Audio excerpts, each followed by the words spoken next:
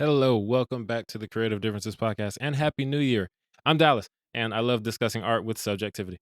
Hello, I'm Gabby, and I too second Dallas's statement. I'm Demi, and I'm very much able to separate my personal feelings about a film and the technicalities that go into making them. Welcome to Creative Differences Podcast, your one-stop shop for movie reviews, Fancast Fridays, Throwback Thursdays, and a number of other pop culture-related items. You guys are probably wondering why we haven't done a review for The Matrix Resurrections like we said we were going to do. Well, holidays. That's actually the answer. Holidays. We've been really busy. Sorry we weren't able to get to it, but hopefully you guys will get to hear our opinions on the movie soon enough. Today, beginning of the year, well, it's not the first day of the year, but we're starting off the year, and we're going to start it off with reviewing last year, and we're going to talk about our favorite movies of 2021. Yes, we are. In case you're wondering, Colin's New Year's resolution was to spend less time with us, so he's not here today. My God. Dallas. He said it to me. You can't prove that he didn't. That's so mean. All I mean, I right. probably could prove that he didn't, but it would I just mean- be You a would he never said, she wanna said. So, spend well, it would be a Yeah, he that's said, he all. said situation. That's true. He said. Yeah, so let me give us the formats of how this episode works in case you've never heard one of our top fives or if you've never joined us for one of our yearly recaps. What happens is we go round by round, number 10, number 9, number 8, so on and so forth. And as we go around, if somebody names off a movie that is on somebody else's list, the person will call skip, and we will wait until we reach the highest point that movie is at, and then we will talk about it. Yes, for example, if Gabby is like, my number 10 is Shaking Your Ass for like half of the heights, and then Demi has In the Heights at her number 8, then Demi would say skip, and then we would wait till we get to number 8 to talk about In the Heights. Hilarious. Anyway, before we get into it, please like, share, subscribe, rate. Apparently, you can rate on Spotify now. They have a little star rating under the Oh. episode, so We'd love give to us see 5 that. stars. Right? Because we're about to give y'all 5 episodes in a row because we love you. So 5 episodes in a week, guys. Pray for my mental Yeah. health. Me too. Oh, yeah. It's gonna be Actually, no, it's a week. almost the end of the line for me in terms of recordings, and it's just the beginning of hell for me. I haven't even started yet. Just the beginning Oh, I'm of sorry. hell. Yes, sorry. also couple warnings. Spoiler warning. We will be spoiling things this time around. We're talking about movies that have been coming out all year. Some of them are recent, so if you haven't seen them, if you hear a movie title that you don't want to be spoiled, I guess skip like a few minutes ahead and cross your fingers. Also, another disclaimer. These are just our opinions on our favorite movies of the year. If you're upset that your favorite indie movie by your favorite white director isn't mentioned, Dallas. just calm down and remember that these are just our opinions and relax. Listen, there are also plenty of indie movies out there by non-white directors, Dallas. Let's be fair here. I didn't say anything about all indie movies being by white directors. Dear God. I'm just Honorable saying, like, mentions. some people are like, "Oh, you let's didn't just have start. da, da, da, da, da, Let's da, just you start. didn't have this." Dallas. Honorable mentions. Let's just start it off. Dallas, do you have any honorable mentions? I have 5. Oh, Yay. me too. Yes. Mine are One Night in Miami, King Richard, Last Night in Soho, Red Notice, and Shang-Chi and the Legend of the Ten Rings. Damn, Dallas. What? Some of those on your list, I'm surprised they're honorable mentions. Same. It was a very What a year. competitive year, man. Honestly, yes. What a year this turned out to be. Okay, my honorable mentions are Red Notice, The Suicide Squad, Raya and the Last Dragon, Cruella, and Coming to America. Wow. Okay. Dope. My honorable mentions list got cut down from like 10 to 6. And even then, it's usually supposed to be 5, but I literally just came out of a movie and I don't feel like trying to figure out which one of these honorable mentions I'm going to cut. So I'm going to stick with 6. My honorable mentions are Eternals, Shang-Chi and the Legend of the Ten Rings, I Care a Lot, The Harder They Fall, Zola, and Spencer. I forgot Zola was this year. Dude, Or last year. My Spencer independent didn't movies, make- buddy. Wait, Spencer didn't make the top 10? No, Spencer didn't make the top. Damn. Spencer's not like my usual type of movie, so I know, but you've talked about it a lot. That's why I'm surprised. because it's a Damn. great, fantastic movie and people should see it. All right. It's not one of my favorites, but All right. but people should see it. Let's start us off. Number 10, guys. My number 10 is Raya and the Last Dragon. Skip. I figured. Hi, my number 10 is Black Widow. Skip. I love this for me because I'm not getting skipped. Skip. Because my number 10 is The Matrix Resurrections. Yeah, neither of us have seen that. That's true. The Matrix Resurrections is directed by Lana Wachowski and it stars Keanu Reeves, Carrie-Anne Moss, Yahya Abdul-Mateen II, Jessica Henwick, Jonathan Groff, and Neil Patrick Harris. The 4th movie of the Matrix series. I love The Matrix. The Matrix was one of those films that like inspired me when I first saw it at like the age of 13. The first one is like one of the greatest movies ever made. 2 and 3 are just a lot of fun and entertaining to watch. I think that Resurrections was a great way of bringing the story back. It's hella meta. I love the fact that the movie is basically screaming out that the most important aspect of these stories has always been Neo and Trinity's love story. And I love that. That's great. That their love is the most important part of the story. Action is still super dope. Oh my gosh. And then like obviously we've come into a new age, so like CGI is so much better. Action Oh yeah. sequences can be done differently. Shots are just like super crazy this time around. One of my favorite things was there's a montage in the first act where Neo is kind of questioning his own sanity, and it's so good. So basically, in this movie, Neo is now stuck in the Matrix, and Mm, within the Matrix, he is now a video game designer, and so he made the first 3 Matrix movies into video games, and Mr. nice. Cute. Smith is his business partner. Oh, And weird. so That's at the scary.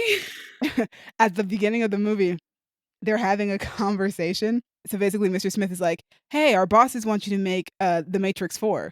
And then it's so great because their bosses they mention are WB and that Ah! they have no choice but to make The Matrix 4 or else they're gonna make it without them. It's so meta. I love it so I much. love this, and I love that WDB was like, "Fine, you can clown us. It's Yeah, it's like fine." it's almost 2.5 hours of just like They're like, "We'll almost allow this."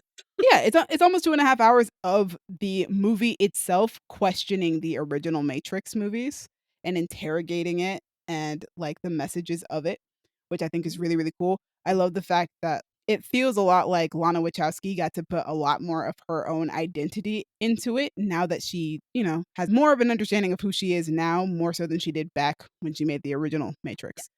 So I think that's really great. But yeah, I think it was a great continuation of the series. We'll see if they make more. They don't have to, but if they did, I'd be down with it. I mean, literally Neo and Trinity flying off into the not sunset, but flying off at the end of the movie is chef's kiss. It's beautiful. I love it.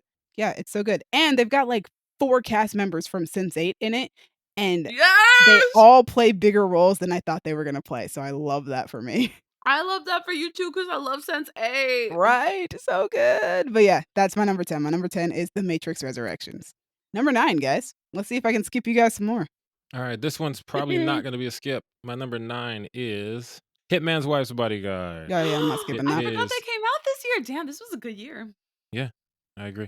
Directed by Patrick Hughes and written by Tom O'Connor, the movie stars Ryan Reynolds, Salma Hayek, and Samuel Jackson. Also, Antonio Banderas as Aristotle Papadopoulos. Is Yes! I the love most that for us. ridiculously Greek name I in love the that for world us. for this non-Greek man. I love it. Oh, also Morgan Freeman and Frank Grillo and Tom Hopper. So we had a lot of Oh, people that I didn't expect to see, but damn. it's Frank Grillo? right, I gotta and see he's this great. movie now. You would love it. It's so ridiculous. It's so vulgar. The action is still good. It's kind of everything you like about the first one. If you like the first movie, Yeah. it's that, but with more Salma Hayek. So Nice. obviously that's an improvement. Yep. Like no one's ever gonna hear me complain about getting more Salma Hayek. Why would I? Yeah, Ryan Reynolds and Samuel Jackson are still great together.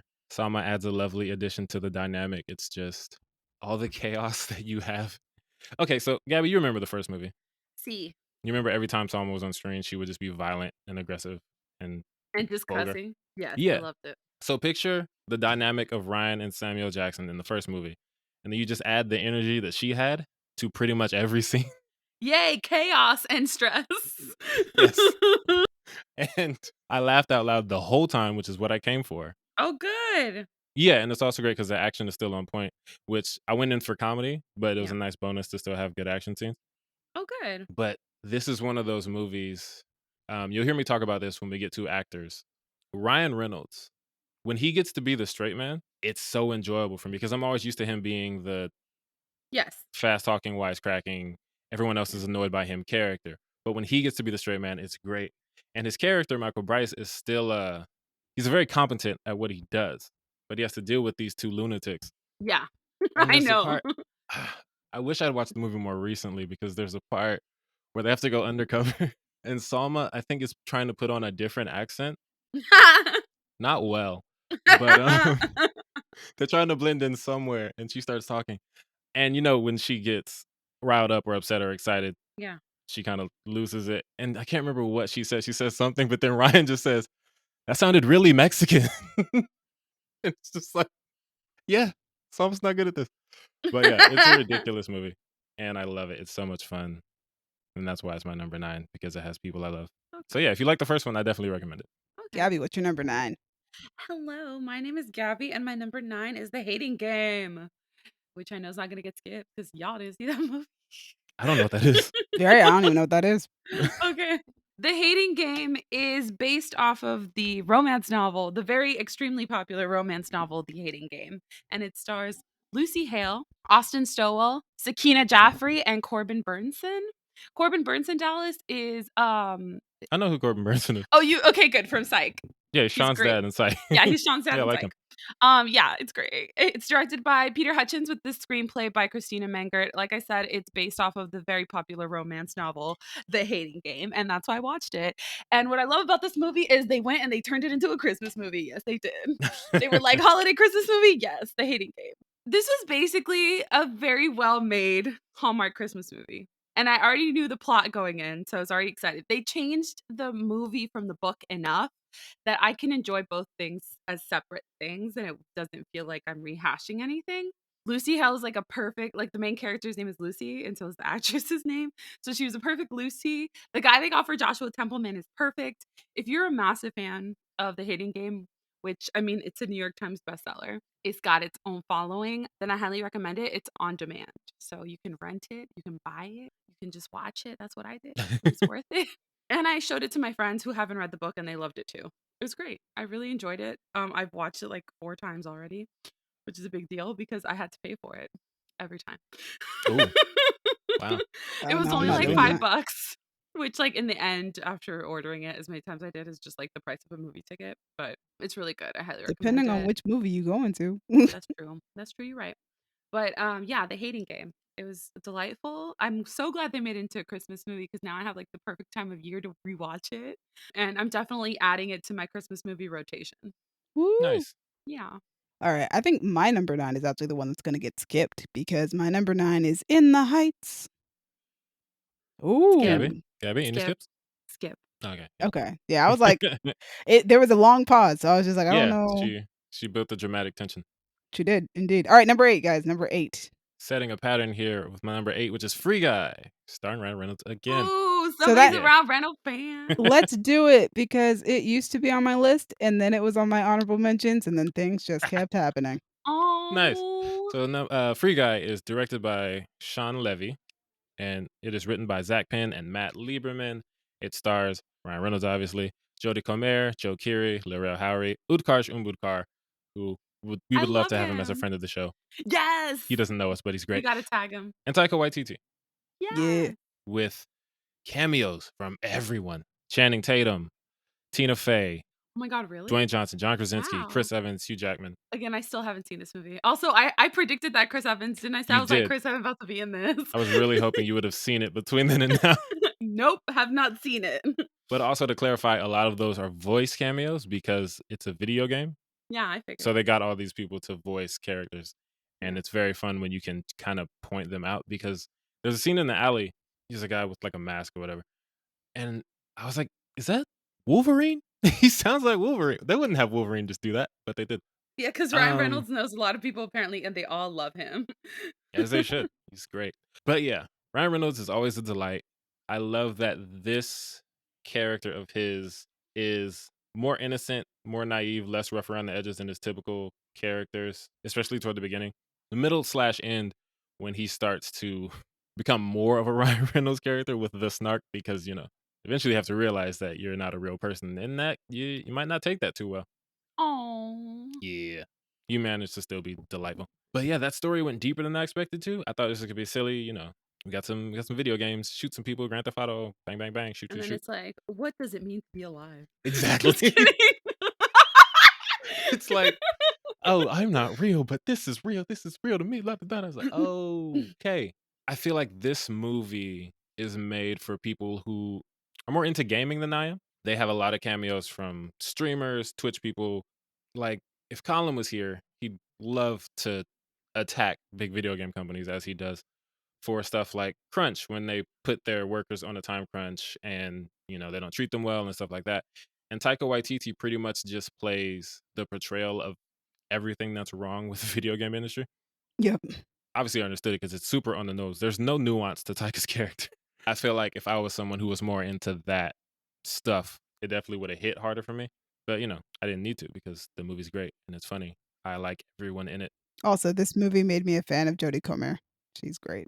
Yeah, she's dope. I didn't know who she was. I remember when we were recording whatever the first most anticipated with Free Guy was. I don't know how many release dates this movie has had. That was last year. Okay. Who Maybe. knows? Or the No. year. 2019. It was 2019. Okay. Yeah, I Who remember we were knows? in the apartment. Nobody knows anymore. Time is a construct and everything is fake. And I was listing the people in the movie that I was excited about. And Colin was like, "Oh, you're just not going to say Jodie Comer?"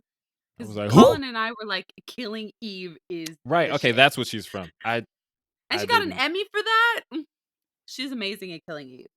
So You I've gotta heard. see it just for how terrifying and amazing she is.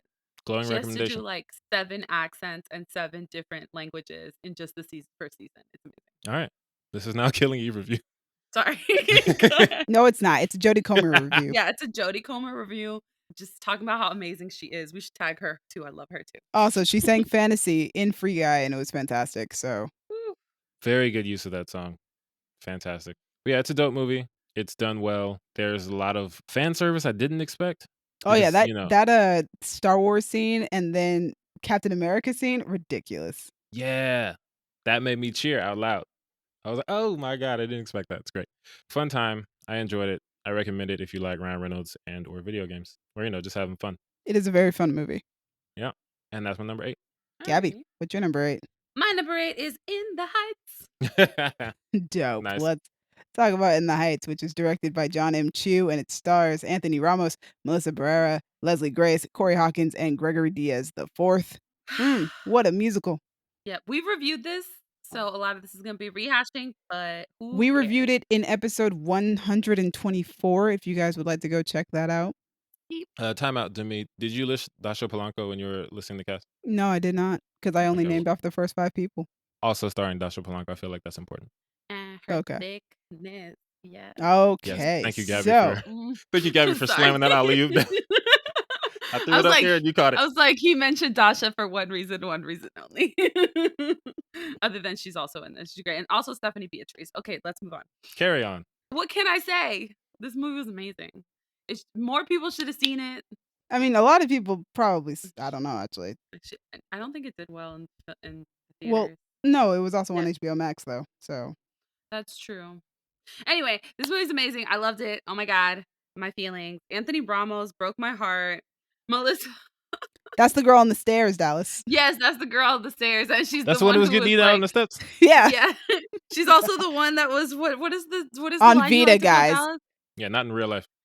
She's the one who was shaking her ass for like Has half to of be the like height. half of the heights. Oh, that's her. Okay. Every You gotta time I see hear, that scene, Dallas. It's great. I've seen this movie. Oh, He you have? has. He saw Yes. the movie. He reviewed it with us. Oh my God. I'm so Yeah, sorry. that's why I knew that Dasha Polanco was in it. Oh, okay. Because I remember saying, hey, I didn't see her face, but I recognized her. Anyway, In the Heights, it's fantastic. The music is amazing. John M. Chu does a great job shooting it. I love the choreography in the film and the way that he films it. I think it's great. I love musicals that let you see the choreography and Yeah. don't cut away too often from it. Yeah. So good. All of it is so And the good. way it's like 96,000, the way it's choreographed. Yo, that's my favorite part of the movie. I love that song. Oh, just the whole The song was movie is fire. amazing. It broke my heart. I loved it. I love that song and I love Blackout. Blackout is so good. Yeah. And then what was the grandma's last? Paciencia y Fe. Paciencia y Fe was also like heartbreaking and amazing. Yeah. I also like any song that first like I said, the soundtrack is amazing, but also anytime Leslie Grace is singing a song. And Corey Hawkins, I was very impressed with Corey Hawkins singing in this movie. Did not know that man could sing. Yeah, he's good at it. Yep. Yeah, he's very good. But yeah, this movie, after this movie came out, I was like, I want to see all 4 of these people in all the things you can possibly give me, especially Leslie Grace and Melissa Barrera. And well, now Leslie Grace is our Batgirl, so Yeah. Ugh. Which one is Vanessa in this movie? that's the one on the stairs from Got it, got Vita. it, got it. Okay. Yeah. I love 96,000 until she comes in Oh, because and she she's just like, totally kills the vibe. Everyone's having fun. They're like, 96,000. We're gonna get money. What you gonna do with your money? What you gonna do with money? She's like, if I get $96,000, none of you will ever see me again. It's like, nigga, we're having a party right now. and what did he say in response? He's like, fine then, like, Right, fine, Okay, stay broke stay then. broke stay then. broke then. So we was just joking. Fine, stay broke then. Yeah. I It's also like the yo, rumor girl. song was like, what was it? No me The part- diga. Yeah, oh, no me digas. The part where it's just like, I heard that Uzi was, and she was like, nuh-uh. And she's like, ah. It's great. It's beautiful. I loved it. I love this whole movie, you guys. It's so Latinx. It's so beautiful. It made me so happy. Also, the end credit song, Home All Summer, slaps. Anthony See. Ramos and Leslie Grace, along with Mark Anthony. Such a good Oh, song. yes. See. I downloaded that soundtrack like immediately after I saw that movie, just to be clear here. Like immediately, I was like, and album purchased. Let's go. Ugh, it's just so good. The whole thing is so good. It was beautiful, and I loved it. And I cried at the end when he with his little daughter. Oh, and his cielito. Oh. Anyway, I also saw that movie like 3 times. I think I saw it twice in theaters, Yeah. and then I watched it on HBO Max while I was in Cabo. I was trying to get my parents to watch it, but they do not really like musicals like that. So. But I do. I love musicals, and I wish that they weren't underperforming at the box office right now because musicals are fantastic and they're beautiful. What a beautiful form of expression. Okay, I guess that leads us to my number 8, which is might get skipped. My number 8 is The Suicide Squad. We are skipping your number 8. Number 7. You're skipping your number 8 to go to my number 7, which is the Suicide Squad. This Yo, is what let's we talk do. about it. This Let's is talk what I about don't know we why this do. happens so much. Every time. Because Because we're we friends. vibe so hard that it's either the same Yeah. number or just slightly different. And you guys are Yeah. like one right after the other. So It's perfect. always me first and then him. But yeah, the Suicide Squad, written and directed by James Gunn and starring Margot Robbie, Idris Elba, John Cena, Joel Kinnaman, Sylvester Stallone, Viola Davis, Daniela Melchior, David Dasmastian, That's Peter it. Capaldi, and a bunch of people who die in the beginning. Ratcatcher 2. Let's talk about it. No, I'm just kidding. She's Well, my to me, favorite character. Yeah, mine too. Tell them when we talked. What episode did we talk about this in? Our review for The Suicide Squad is episode 136. Nice. Yeah. Nice. If you want to go listen to the review after you're done listening to our entire top 10.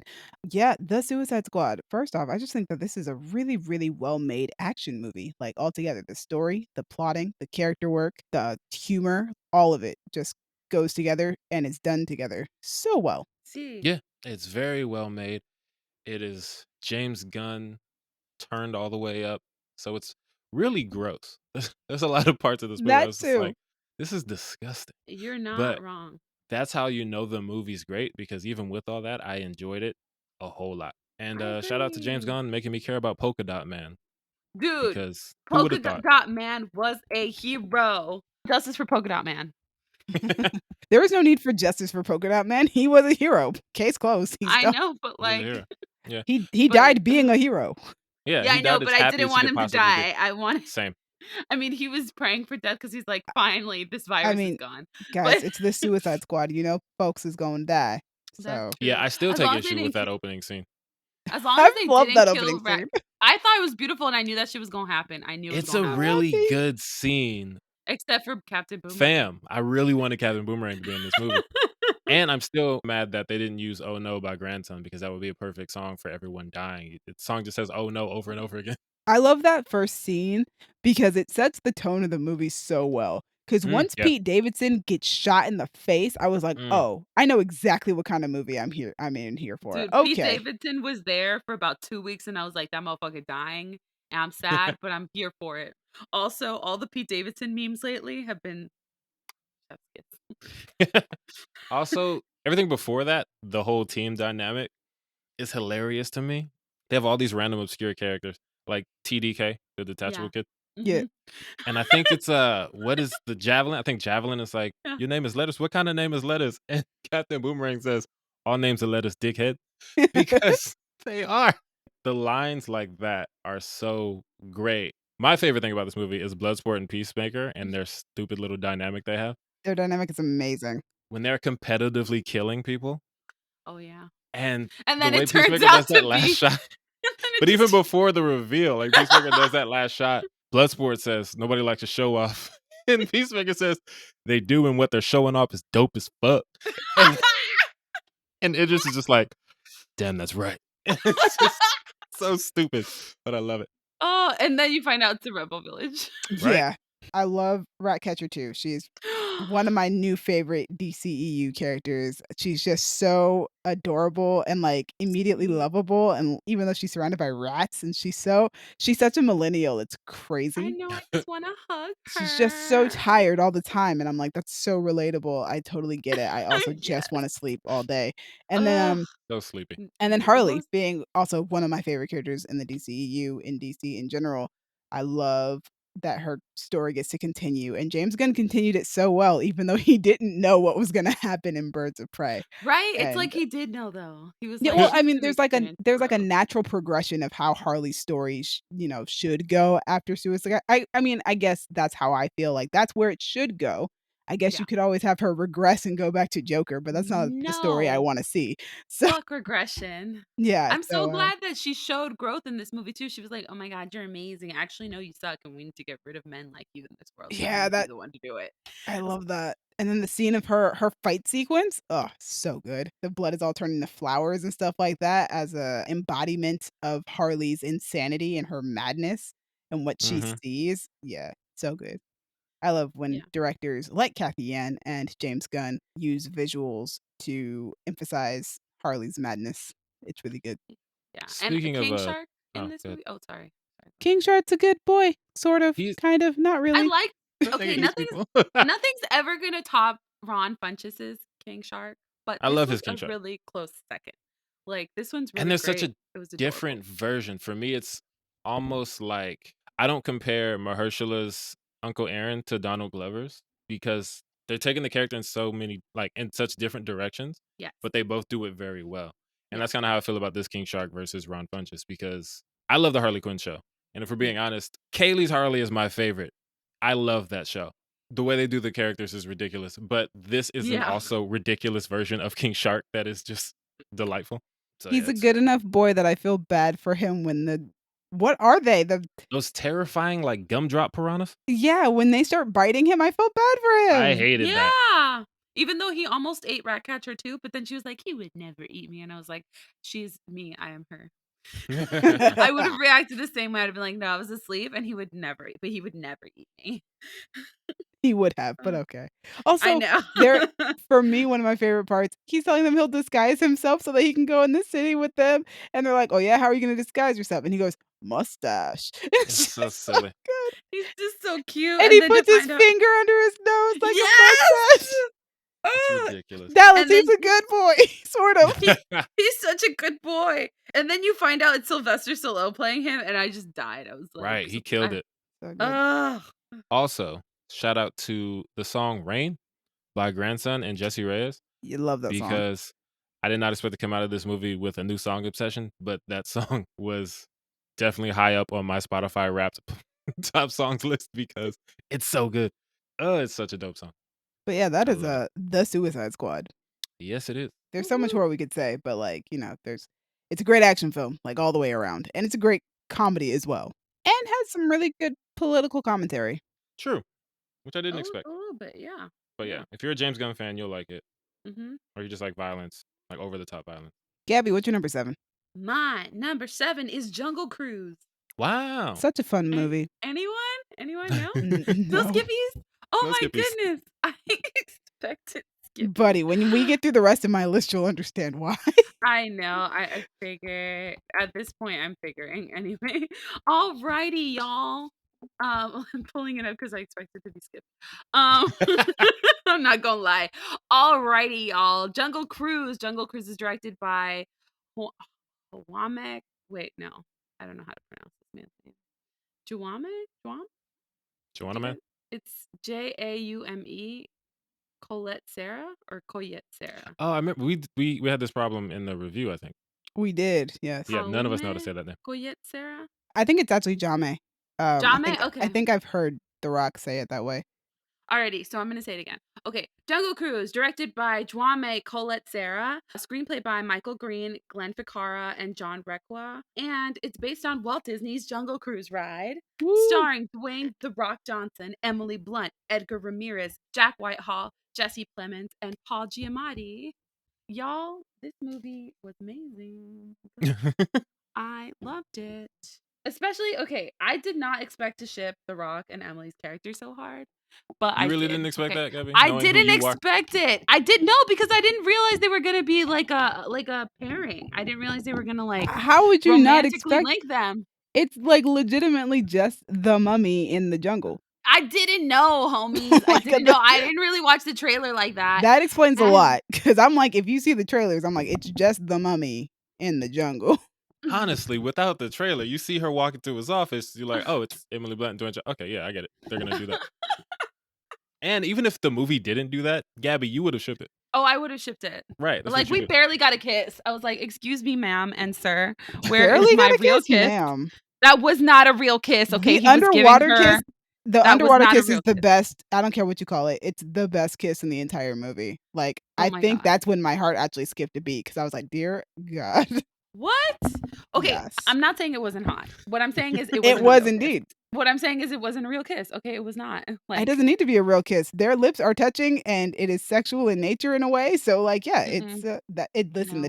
the sexual I tension is the main point of that no. You moment. know what I want? Do you know what I wanted? I wanted It's a like the Disney movie. Be careful. to pan around them, okay? And a lovely moment is what I wanted. It's not what I got. I got a sexy underwater kiss, which I was fine with, but I wanted a real kiss. I wanted like, the music swells, the camera rotates around them. Like that's what I I mean, wanted. they got one of those later. No, they didn't. Did they not kiss at the end of No, that they movie? didn't. The only thing we got, I'm telling you, because I was upset. The only thing You'll we have got to was wait that for the underwater moment. sequel. Ooh, anyway, and I loved I love this movie though. I love the plot twist where it turns out Dwayne was like 1,000,000 years old. I love the chemistry between all three of the main characters, Jack Whitehall included, because he was a delight too, and he was there, and he was having a great time. Give his And character a boyfriend. yes, and you know what I also like too? I did like that it was basically the Mummy in the Jungle, because the cast wasn't as sexy as the cast from the Mummy. Like, have you guys seen those memes where it's like my sexual what is it? Orientation is My the cast sexual of the Mummy. yeah, I'm like, me too. Same. There are That whole was not groups this. dedicated just to that cast. Oh, I know. Kayla follows one, and she reposts from it often, and I'm like, thank you, Kayla.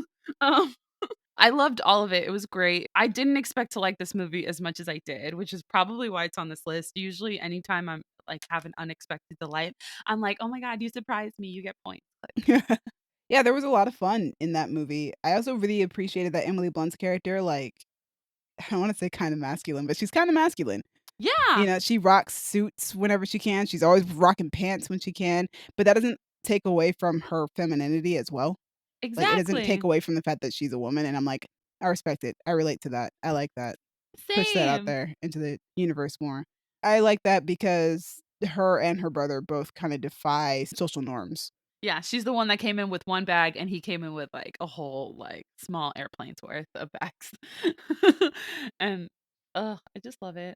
I loved Oh, it. and the scene It's a of delight. The Rock filming her with I guess it's an 8mm camera, 35 I don't know, with the old film camera though. Oh, so good. I love that scene. Yeah. It's so cute. I love the movie. I love the chemistry. I love that it was a pretty chill, direct plot. I love that it surprised me. This movie is a lot of fun, and I can't imagine a better time. That's why it's my number 7. Dope. My number 7 is West Side Story, Ooh. which I knew was not getting skipped. Directed by Yeah, Steven I can't Spielberg imagine it. and starring Rachel Zegler, Ansel Elgort, Ariana DeBose, David Alvarez, and Mike Feist. We reviewed this in episode 156. It's a fantastic movie. I've already talked about it a lot, like for 20 minutes. That's why I'm saying you guys can go check out the review. It's so long, and that has no spoilers. That's true. But yeah, it's a great movie. Like, Steven Spielberg really put his foot in it. It's his first musical, and it does not feel like it's his first musical. Like, that dude mastered it Wow. immediately. The music is fantastic. Rachel Zegler is a freaking star if I've ever seen one. I love watching Ariana DeBose. She's a fantastic dancer, singer, actress, all of it. The scene in the pharmacy, in Doc's pharmacy, when Valentina comes to save her. And it's so emotional because like on top of it, on top of Anita just very nearly almost being raped, but just being sexually assaulted. On top of that, it's Ariana DeVos sharing the screen, and it's the only scene that she has with Rita Moreno, who won the Oscar for the same role.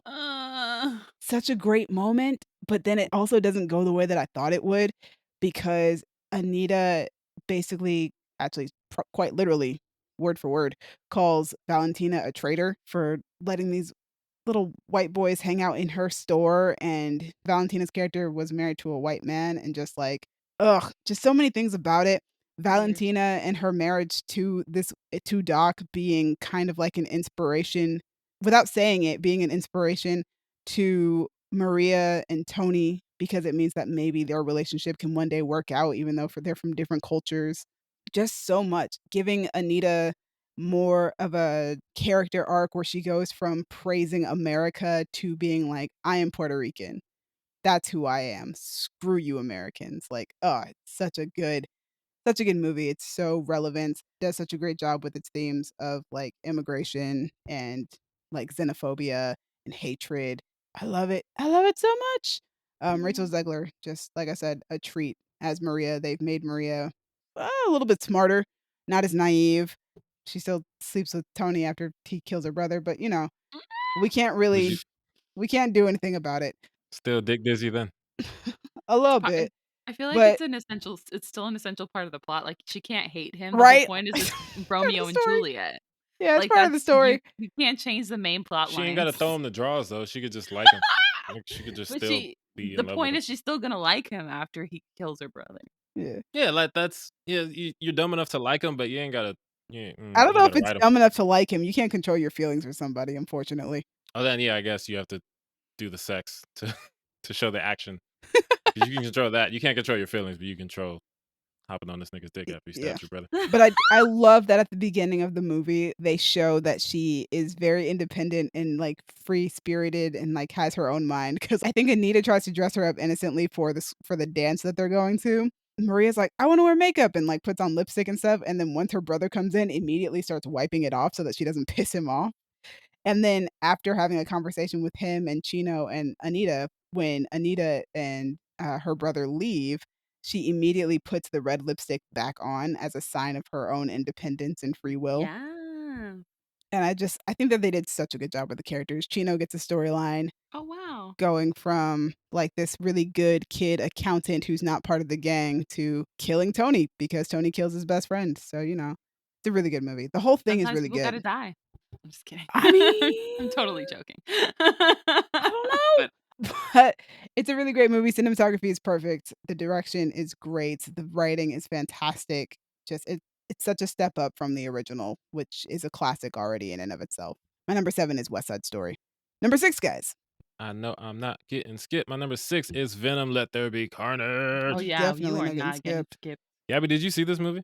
I did not, unfortunately. I wanted to. I know it's so tongue-tastic. I'm surprised you didn't see it. Of course. So, Venom Let There Be Carnage is directed by Andy Serkis and written by Tom Hardy and Kelly Marcel. Woo woo. Shout out to Tom Hardy getting writing credits. It stars Tom Hardy, Woody Harrelson, Michelle Williams, Naomi Harris, Reed Scott, Stephen Graham, and some other people. First thing I want to say, all the weirdos who love Joker and Harley as a relationship, you should just move on to Cletus and Francis because it's all of the crazy with none of the abuse. It's perfect. I still Oh, think they should just awesome. go over to Darling and Buddy and Baby Driver, but whatever. Those two are wild though. Also, And that they're age gap is dead. like, what, 20, 15 years? They're DED. I don't know, but the GED. movie also never says whether or not they actually have an age gap. So That's true. Okay. Okay. I have no idea how old John Let me Hamm is. look. I just know Let me he's look. older than Asa I'll look. Gonzalez. I'll look. Not Adria Arjona. Different Nope. woman. Yep, completely I'm separate. learning that they are different people.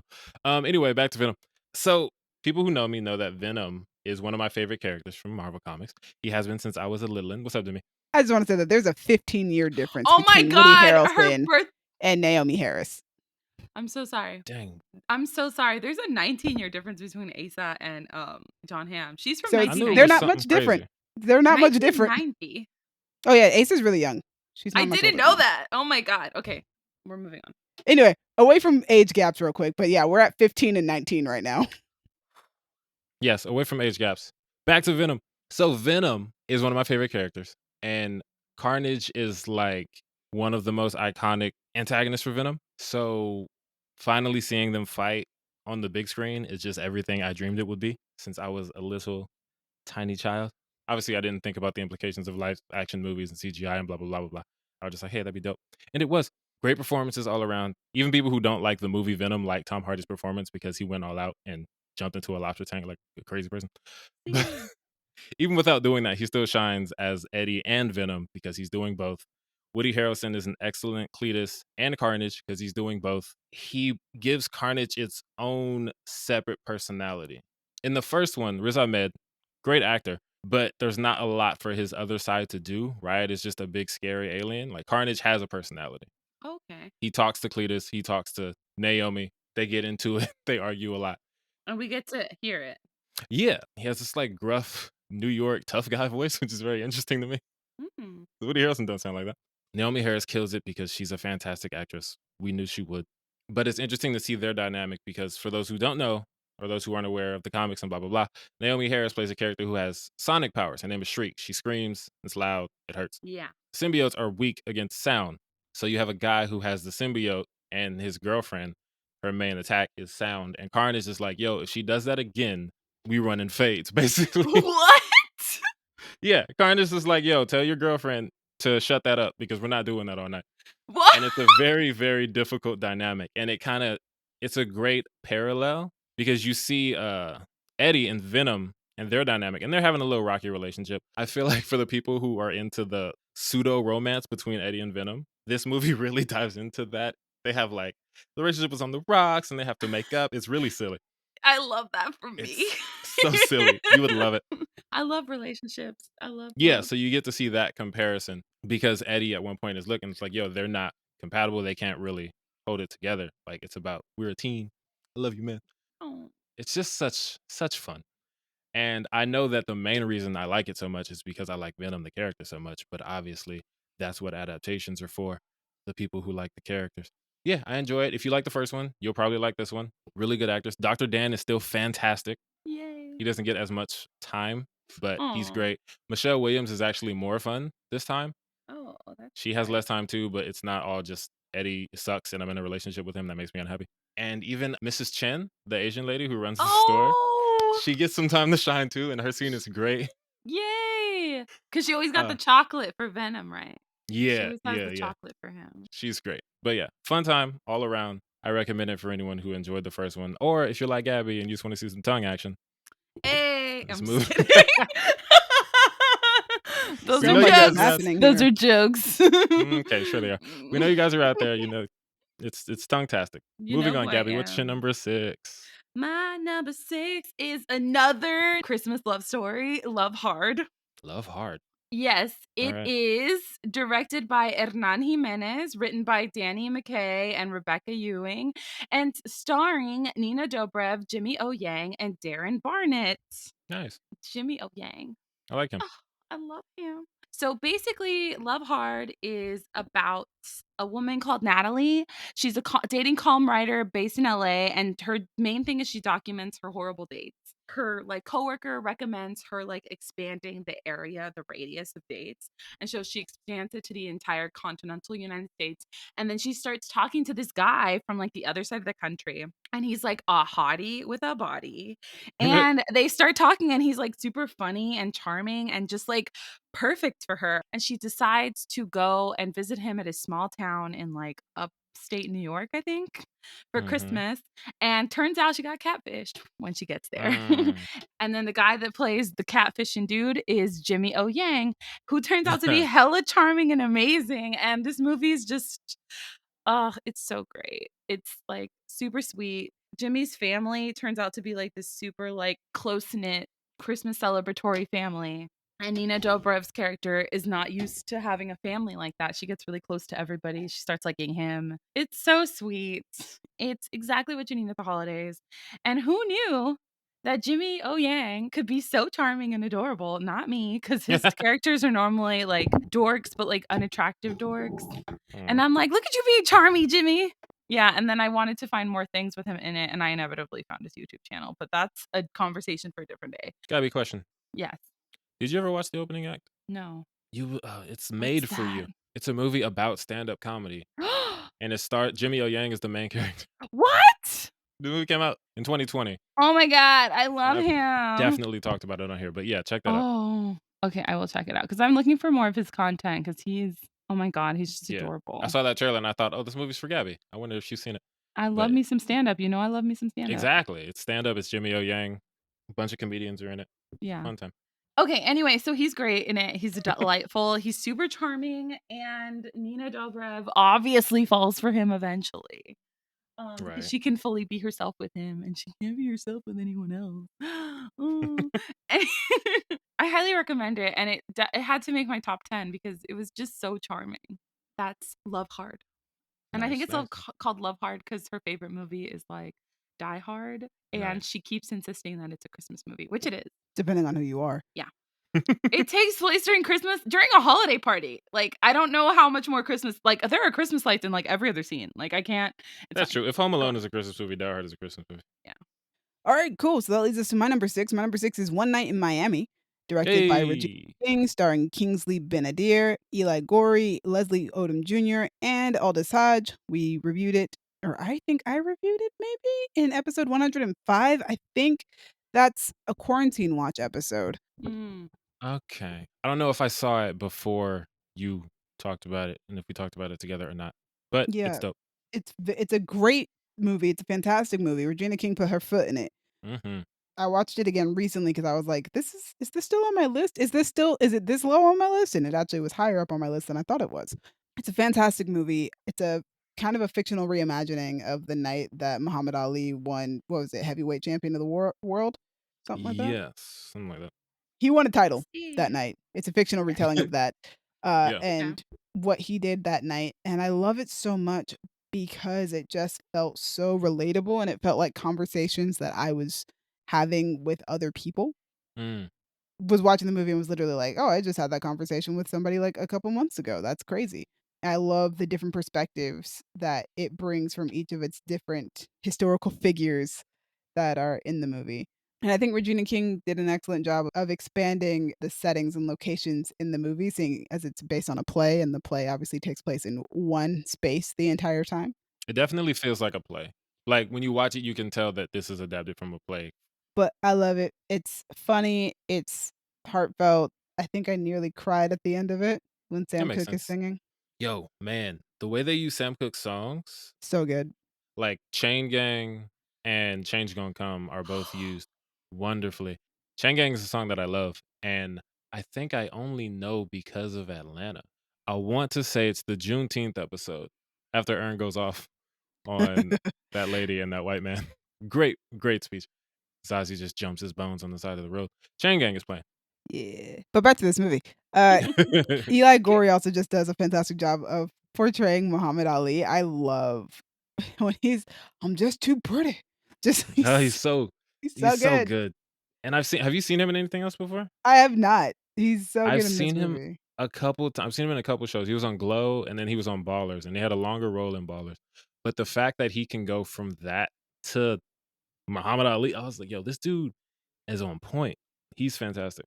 I'm just so pretty. I can't. Just so pretty. That sounds like Muhammad Ali, though. His really voice did. is so spot on. I know what I am. Lance Reddick is in the movie, and he is phenomenal as well. I think Kingsley Ben-Adir does such an amazing job playing Malcolm X. They all do. They all do such a great job portraying each of the men that they are playing. I think it's great. I think it's important. I think it's an important film that people should watch and should check out. Yeah. Maybe start conversations in your own households because they're good conversations to have. So yeah, my number 6 is One Night in Miami. Shout out to Regina the Queen King. See? Yes. No, it's Regina the King. That works too. You know, whatever she wants to go by, so that's fine with me. But yeah, Black Excellence, the movie. I love it.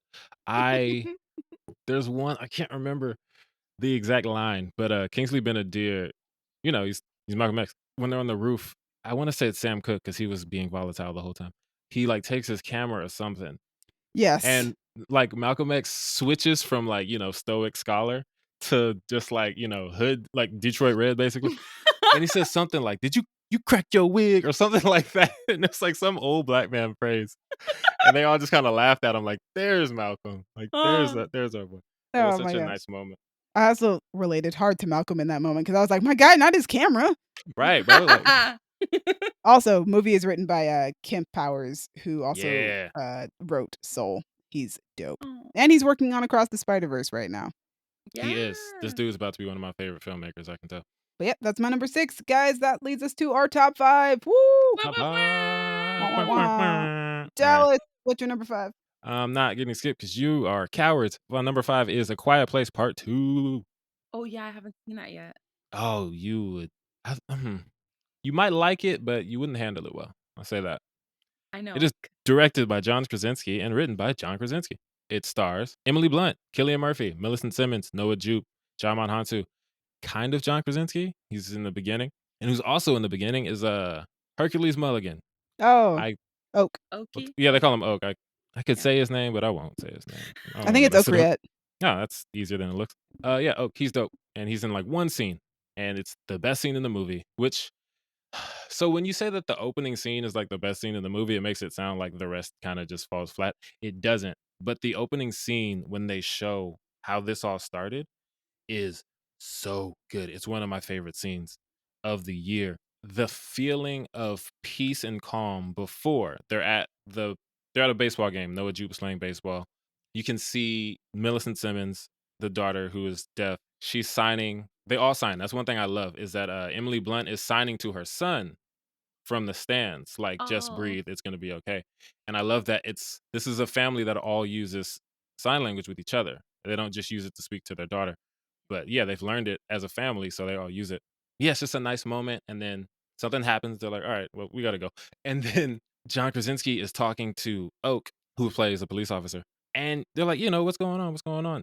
In that moment, one of the creatures comes flying from off screen and smacks into a cop car and everything changes. But my favorite thing, you know how John Krasinski can run? Yup. He doesn't ask any questions. He doesn't say, "What was that?" He takes off running. And I was like, yo, John Krasinski is a black man in this movie. Did he grab his kids? Or was he just like, I'm out? So his daughter was in the car and he got out of the car to talk to Oak. And that's what he's doing. He's running back to the car so he can get her out of there. And that whole scene, they cut from their perspective to Emily Blunt with the son. And it's just so chaotic and so crazy. And I love it. John Krasinski, you doing your thing. There's a club in my head for hilarious actors who turned out to be masterful horror directors. And right now it's just John Krasinski and Jordan And Peele sitting Jordan next Peele. to each other. Yeah. But yeah, welcome to the club, John. It's great. Millicent Simmons and Noah Jupe are two really great young actors. The way that they act, mostly with facial expressions, because you have to be quiet.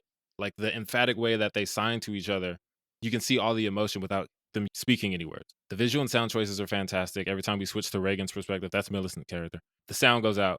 Yeah. So we can't hear anything It's either. terrifying. And it's terrifying because they'll show something in the background that she doesn't see and obviously can't hear. So we see it and we're just, Reagan, turn around. Reagan, run. And it's just, ugh. It's so good at building tension. And she goes on like a side quest with Cillian Murphy's character. Gabby, are you going to see this movie? Probably. Okay. Because I saw the first one because I love my partner. Right. I need to indulge him every once in a while Okay. with a horror movie.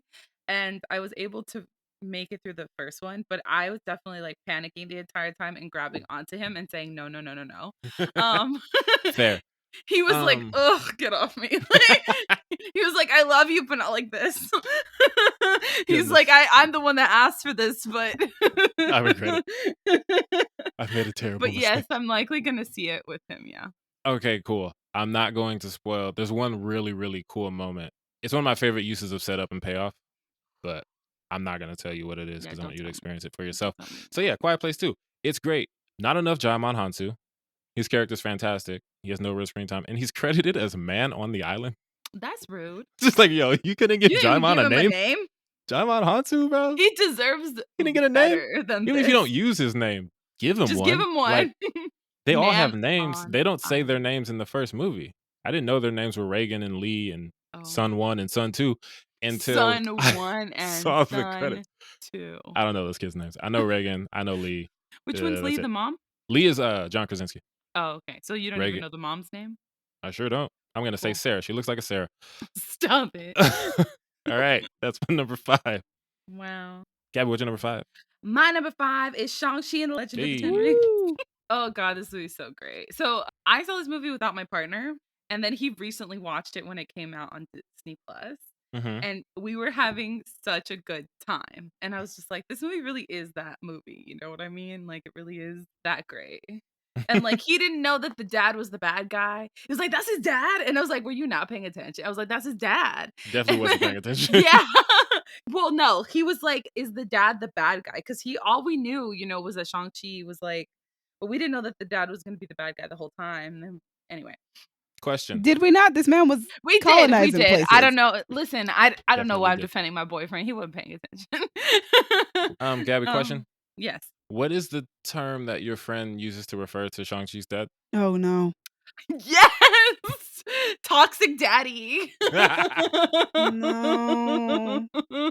Honestly, yes, Toxic Daddy. What was the other movie that came out recently where it was like Toxic Daddy Part 2? I can't remember. I can't remember, but you said it and I was like, oh, that's funny. Dang, I can't remember what the other one was. I think no. it wasn't Dune. Damn it. No, because I can't remember. He's a perfect Yeah, he's father. a good dad. He's He like is a perfect father. non-toxic daddy. Non-toxic. Safe for consumption It's daddy. like a marker. Yep, that's what I was thinking. Anyway, yo, the stunts in this movie they slap, bro. Yes. They slap, Oh, bro. the stunts, the fight choreography. To have actually dope martial arts choreography Yes. in Marvel, it's so, I don't know if cathartic is the right word, because, we got Iron Fist, and everybody thought, Iron Fist, he does martial arts. Turns out, no, he doesn't. No, he does. That version just didn't for some reason. Right, exactly. But man, this was dope. I love the humor in this movie. I love yeah. everybody in this movie is amazing. I don't think, did we name off the cast? We didn't. That was your job because you introduced Here we go. Starring Simu Liu, Awkwafina, Monger Zhang, Fala Chen, Florian Munteanu, Benedict Wong, Michelle Yeoh, Ben Kingsley, and Tony Leung. This movie is amazing. Also directed by Destin Daniel Cretton. There you go. I love that the cast was trying their best to do as much of their own stunts as possible.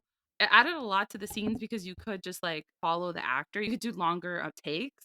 It was obviously different from other Marvel movies just because of the kind of training that went into the actors. This movie was all kinds of confliction, right? Because it was Shang-Chi versus his dad. So he's like, I love you, but I also have to stop you. It was like a family fight. It was a literal family fight. He punched his son into the freaking ocean or whatever. He did. Or a lake. I don't know what that was. Yep. Also, it turns out my dad really likes like kung fu movies. And he was watching this movie with me, and my dad loved that the dad was the bad guy. He was like, hell yeah, let's fucking watch this family fight. And he was like, wait a minute, is he gonna take the rings? And I was like, I don't know, Dad. And he was like, oh my God, he's gonna take the rings. And he's like, oh my God, he took the rings from him. Like, my dad had such a good time with this movie.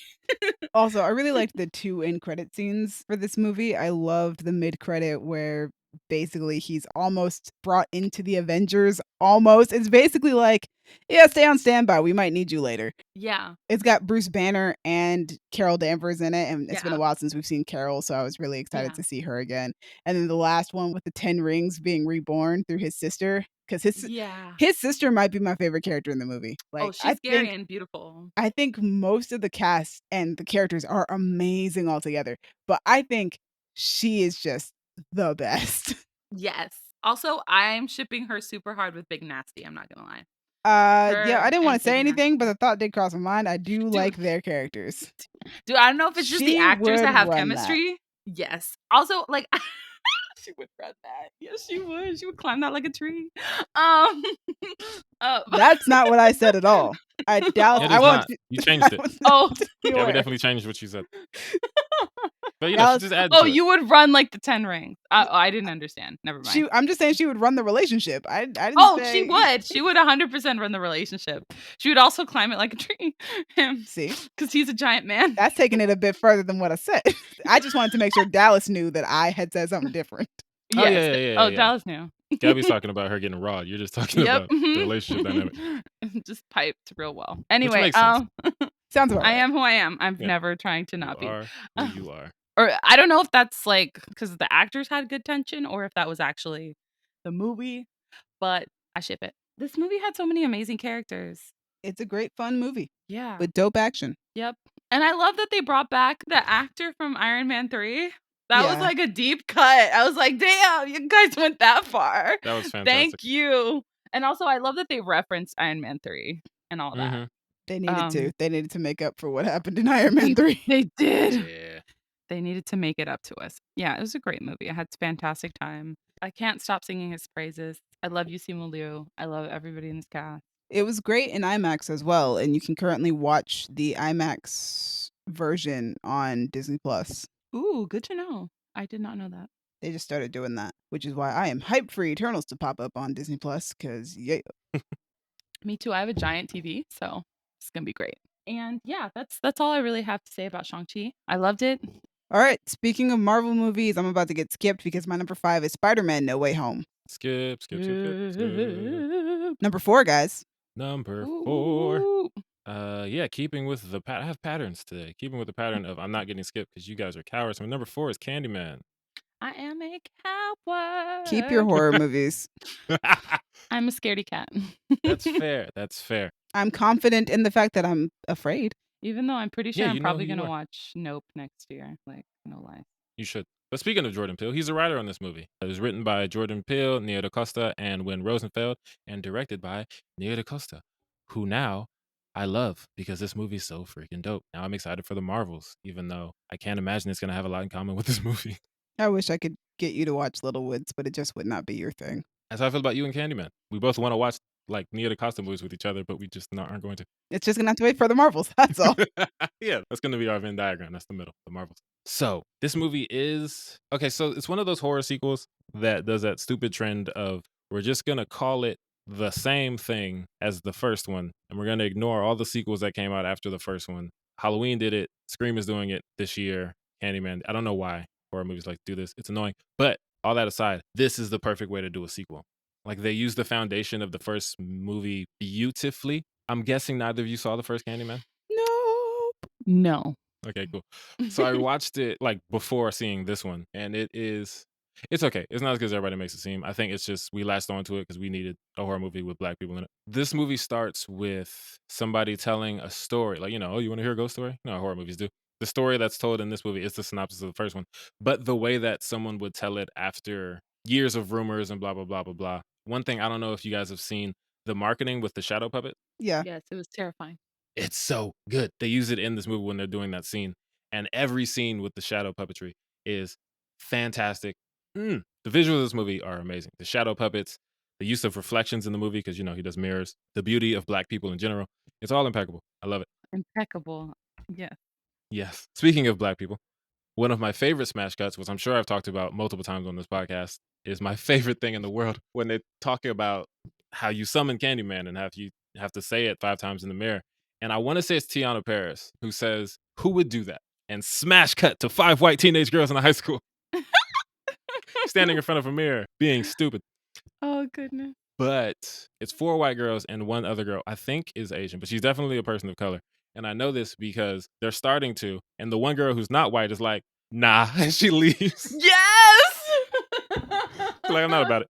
That's relatable. That's what all of us would do. I'd be like, Yeah, my you're like, Nina, my grandma has taught me more than this. You fear Exactly. Y'all that you play do with this not white know. nonsense if you want to. Yeah, they use the foundation of the first movie perfectly. Yaya proved that he can lead a movie, which we already knew. Now there's no debating. He leads this movie. His performance is on point. So is Coleman Domingo. So is Tiana Paris. It's all just great. And, it does some great horror as well as the story, because for me, it's the way that they use the story, black pain, black trauma. And I'm not really a fan of just black pain movies. Like, I don't want to just watch people be slaves for 3 hours. But they tie it into an interesting story and tell it in an interesting way.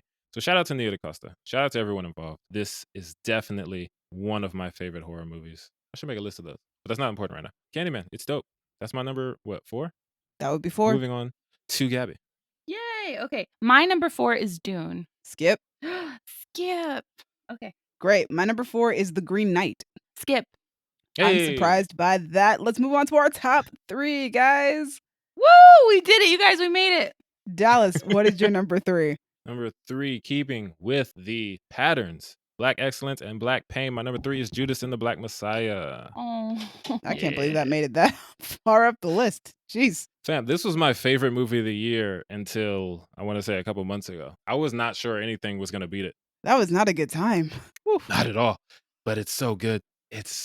Everything about this movie is so good. It's just so depressing. Which, by the way, guys, we do have a review for that. I don't remember off the top of my head, but continue your review, and I will. I'll tell you guys in a second. Thank you. It is directed by Shaka King, written by Shaka King, Will Burson, and the Lucas brothers. Oh, I love them. Yeah. Their Who knew that? stand-up is amazing, but also Right. I just thought they were funny, but apparently this was their idea. Hey guys. No. It's our review is episode 103. 103. Thank you to me. No, they're extremely political, even in their comedy. Like, Yeah, I this haven't seen made it. sense to me. Oh, okay.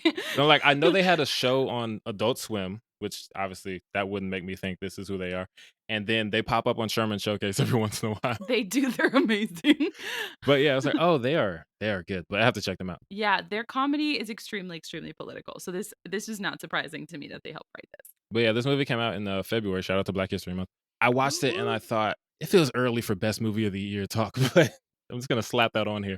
And it kept it for me for about 8 months. It's just so good. The performances are all phenomenal. Daniel Kaluuya is, I don't know how he does what he does. Like English actors can do American accents. Yeah.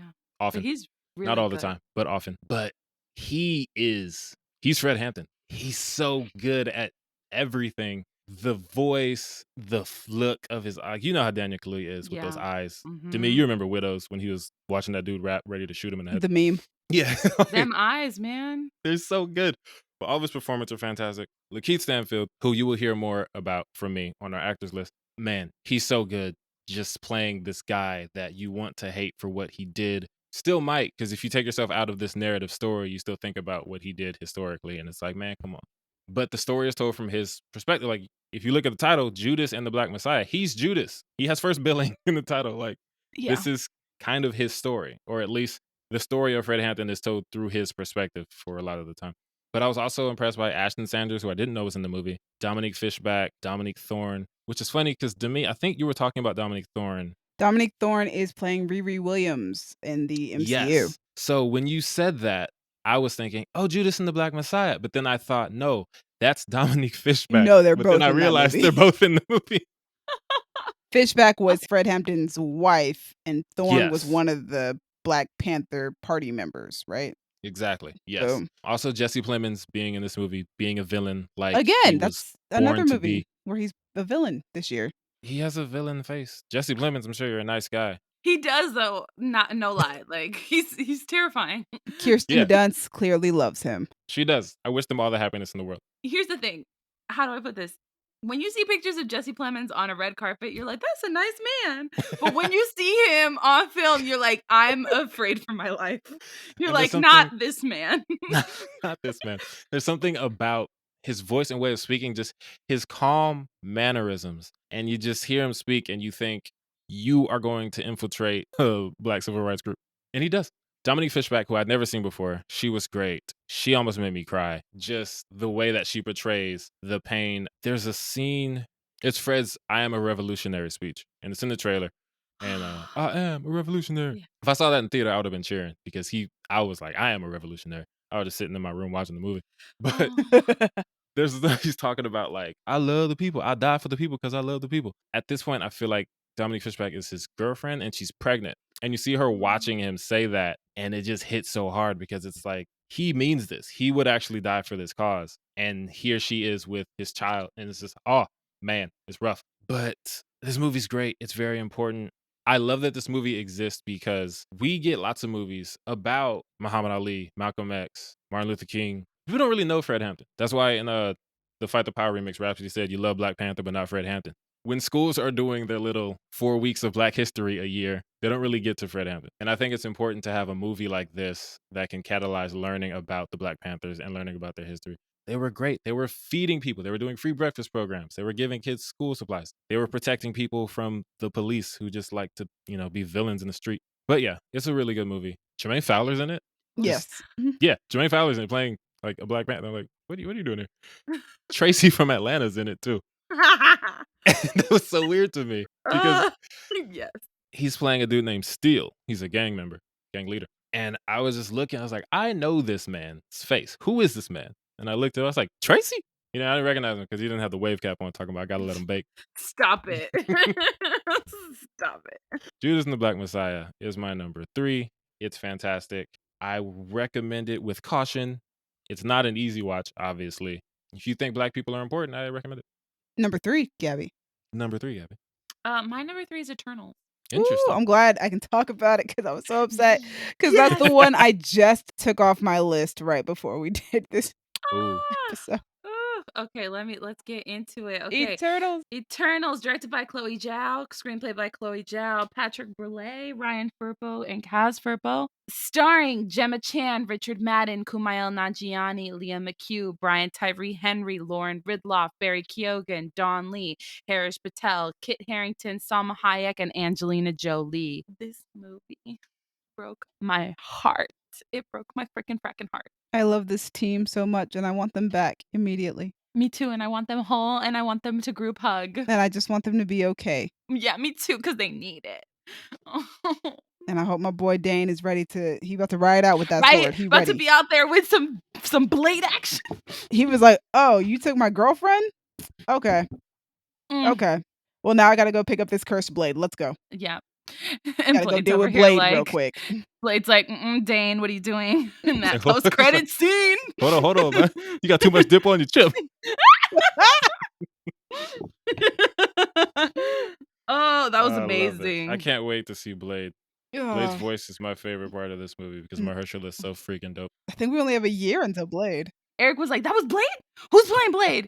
And I was like, it's Mahershala Ali. He's like, who's that? I was like, it's Cottonmouth.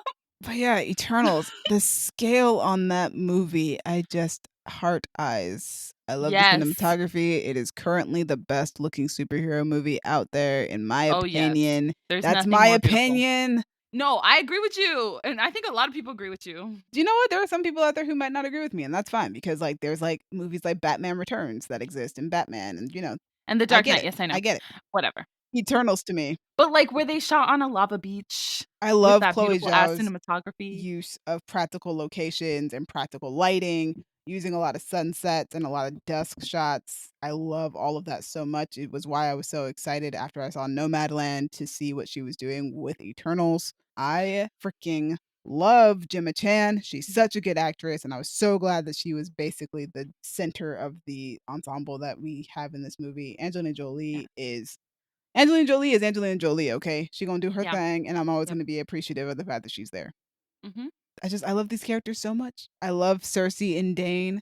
I love Druig and Makari. Yes. Oh my god, when he fucking my beautiful Makari, did you miss me? Yes, the fuck she did. Gabby is a melted puddle on the floor. Listen. It really is. Listen. Listen, I've seen that little clip so much and I cannot handle it. I'm like, if that man did that to me, how did she hold it together? Because the actress is married in real life. Yeah, but she's not composed entirely of thirst, Kevin. And her husband was probably on set because he was the sign language coordinator. Okay, then yeah, that's how you hold it together. If your husband's watching Barry Keoghan flirt with you, then you hold it together. Also, Brian Tyree Henry just being amazing as always. He was so done with everyone as usual. Yes. Also, our first gay Marvel character, like legitimately, not just like a Russo brother. Not in the background. The Russo brother was gay to me. Buddy. Like that was not good enough. He was a gay dude. It was not good enough. We deserved better. It did not deserve the hype that it was getting. Yeah. Also, do you know what we deserved? We deserved this. This is what we deserved. This is what we were Brian waiting Tyree for. Henry, his beautiful husband, and their adorable child. Oh That's what my we deserved. gosh. I also really loved, and this might be weird, but I really loved the dynamic between Cersei, Sprite, and Icarus. I just thought it was really interesting because, yeah, of course, Sprite looks like a kid. No matter who she falls in love with, like, nah, they're not gonna date you. You look like a kid. Like, you look like you're illegal. So creepy. And of course, also Cersei's right there, and she's played by Gemma Chan. I too would also choose Gemma Chan. So it's like, yeah, Over a 12-year-old? Yeah. Who Or, wouldn't? well, not even a 12-year-old. It's Goodness just gracious. it's an Eternal who looks like she's 12. Exactly. That's what I meant. Yeah, either way, it's weird. Yeah, it's weird. It's weird, but So weird. I loved that the story kind of explored how tragic that would be, like, if you had to live a life like that. Yeah. That would suck. It would. I too It would be like, "You know 100% what? would. Maybe I too will be a villain. Maybe that's in the cards Like, for me." Erisham, what the hell, bro? Why am I 12 forever? What benefit does it serve to make me a child forever? Like, why'd you do this to me? Oh my gosh. But yeah, no, you're right. And I just like how Chloe Zhao did her group movie, right? Because every director does their group movies differently. I like that we walked into a group that was like sort of in the middle of turmoil, kind of this large reckoning for them. Even though it was sad, I did like the like underlying like melancholic current that this movie had because I felt like it was very different from other Marvel movies in that sense. For the record, we reviewed this movie in episode 150. Oh, nice. To jump off of what you just said about the sadness, I really love that at the end of the movie, most of the time when you're watching a superhero movie, most of the superheroes are very like confident in the decisions that they've made by the end of it. I saved the day. I did a good job. And when we get to the end of Eternals, that's not actually how our characters feel. They actually feel very conflicted about decisions that had to be made and whether or not those were the only decisions that could be made. Overall, one of my favorite things about Eternals is that Chloe Zhao really was trying to do something that explored things differently than most superhero movies, especially in the MCU, have done. This movie made me so sad, but also I loved it so, so much. I'm just glad it's on your list so I can talk about it, to be honest. I couldn't not put Barry on this list. I had to find a way. I was afraid I was not going to get to talk about this movie. And I was like, I love that movie so much. It's not on the list. It's fine. I put it on my list because I only saw like 15 movies this year, and that was one of them. Oh my Lord. It had a high likelihood of going up on my list. Well, speaking of Gemma Chan, my number 3 is Raya and the Last Dragon. Woo woo! Let's talk about it. Yeah, that's episode. Well, if you're checking our reviews, that's episode 107. It was directed by Don Hall, Carlos Lopez Estrada, Paul Briggs, and John Ripa, and it stars Kelly Marie Tran, Aquafina, as I said, Gemma Chan, Daniel Day Kim, and Benedict Wong. Freaking love this movie. Oh my gosh. I watched this movie like 5 times on Disney Plus within the first couple of months of it being out. Also, when I say being out, I mean I did indeed buy the premium $30 whatever to Me watch too. the movie. Oh, I forgot about that. Yes, I watched it 5 times on Disney Plus. And then on top of watching it 5 times on Disney Plus, I went to go watch it in theaters a couple months afterwards when it was in theaters and they were opened up again. I loved this movie so freaking much. I've loved Disney princess movies my entire life. I've also really loved action movies for most of my life. So it felt like Disney finally like caught up to me and gave me the action Disney princess that I've always wanted. No Yeah. offense to like Merida, but that was a Pixar movie, I believe. Yeah. I'll be shooting for my own hand. Sorry, I can't not do that. You can't when not say do it. Merida. It's okay. It's a reaction. But yeah, no, Raya and Namari are legitimately like tied for third on my favorite Disney princess list. The action scenes in this movie are so freaking cool. They're so good. I ship Raya and Namari so much. Ooh, yes. So much. They are Same. so into each other. I need a sequel as soon as possible. I think I own a Funko Pop for Namari. I do not have one for Raya yet. I need Raya so I can complete that set that I want. I love the character designs in this movie. I really want a sequel, man. I really, really do. I love the Southeast Asian culture that is put on display in this movie, especially since my best friend is Filipino.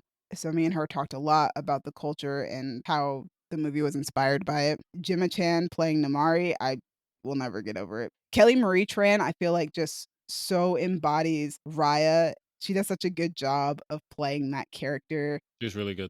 She's so good. And just I'm so happy that she had like another opportunity at a big role after what happened with Star Wars because I loved Rose in Star Wars. And Me too. I They was did her so dirty. sad with how they treated that character in the Star Wars trilogy. So I was so happy to hear her play a Disney princess. Has she done voice acting before? I don't think so. She's really good. She's super good. Like there's certain lines and certain deliveries, and I'm a voice acting nerd, so like I'm always really impressed by delivery. But we're doing spoilers. When Aquafina gets shot, and then she goes to confront Namari, and she's like going up the stairs. The way that she says Namari with all of the like Oh yeah. hate and venom in it, it's so like I've seen this movie, I think, twice, and it just gives me chills. Like, Namari! I was like, oh my God. She did So yeah, The she's really good. Croods before this. Wait, she's in The Croods? She's in like one of the sequels or something. I just saw the second Croods movie. I don't know which Huh. one of these it is. It was whichever one came out in 2020, and then she's in the one that came out in Oh, that's the number 2021. 2. Wait, what? 20? What's happening? Or is that a show? Oh, the one in think- okay. 2021 is a show. Got it. I was like, wait, they did one in 2021? Okay. But yeah, she's fantastic as Raya. I love the fact that the character of Raya is allowed to be like incredibly flawed. I love that she's allowed to be angry. It's not very often that we get characters who like, especially heroic characters, who are allowed to actually be angry and like act out on their rage. Yeah. And then, get pulled back, obviously, from that rage and realize that they were wrong for doing so. But it's like you said, when she goes after Namari, I love that scene so much because it's so rare that we get to see something like that from the heroic characters. And also, I just love the way that when she does come up on Namari, the shot of Namari is from behind. If you look at her shoulders, the way that she's positioned, it looks like she has it's like she physically has the weight of the world on her shoulders in that moment.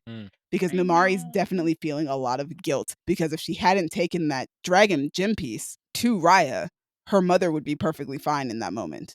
And now her mom is stone. And also, both of them are to blame for the world being broken. And I think Namari constantly feels that too. She's constantly feeling guilty about the things that happen. And she does want to do good things, but mostly she wants to try and do good by her people because those are the people that she's been taught to put ahead of everybody else. I just love this movie so much. There's so much about it that I have enjoyed throughout the year. I watched it again like recently, like a month or so ago, and I was just like, I watched it because it was Jimmy Chan's birthday. I just threw it on. And I was just like, oh man, this movie just hits the spot for me. Love it so much. It was my number 2 for a while. Actually, it was my number 1 for a long time, for about a few months. And then it was my number 2 for a while. And then I had to switch it out with something else, which you guys will find out in a second. Because now we're going to move on to our number 2s. Dallas, what you got? Well, before we do that, I just want to say shout out to Dumbfounded because he has one line in this movie, but I was so happy. I was like, oh my God, it's Dumbfounded. He does? Yeah, he's Chai the flower guy. Yeah. I'm Chai, the flower guy.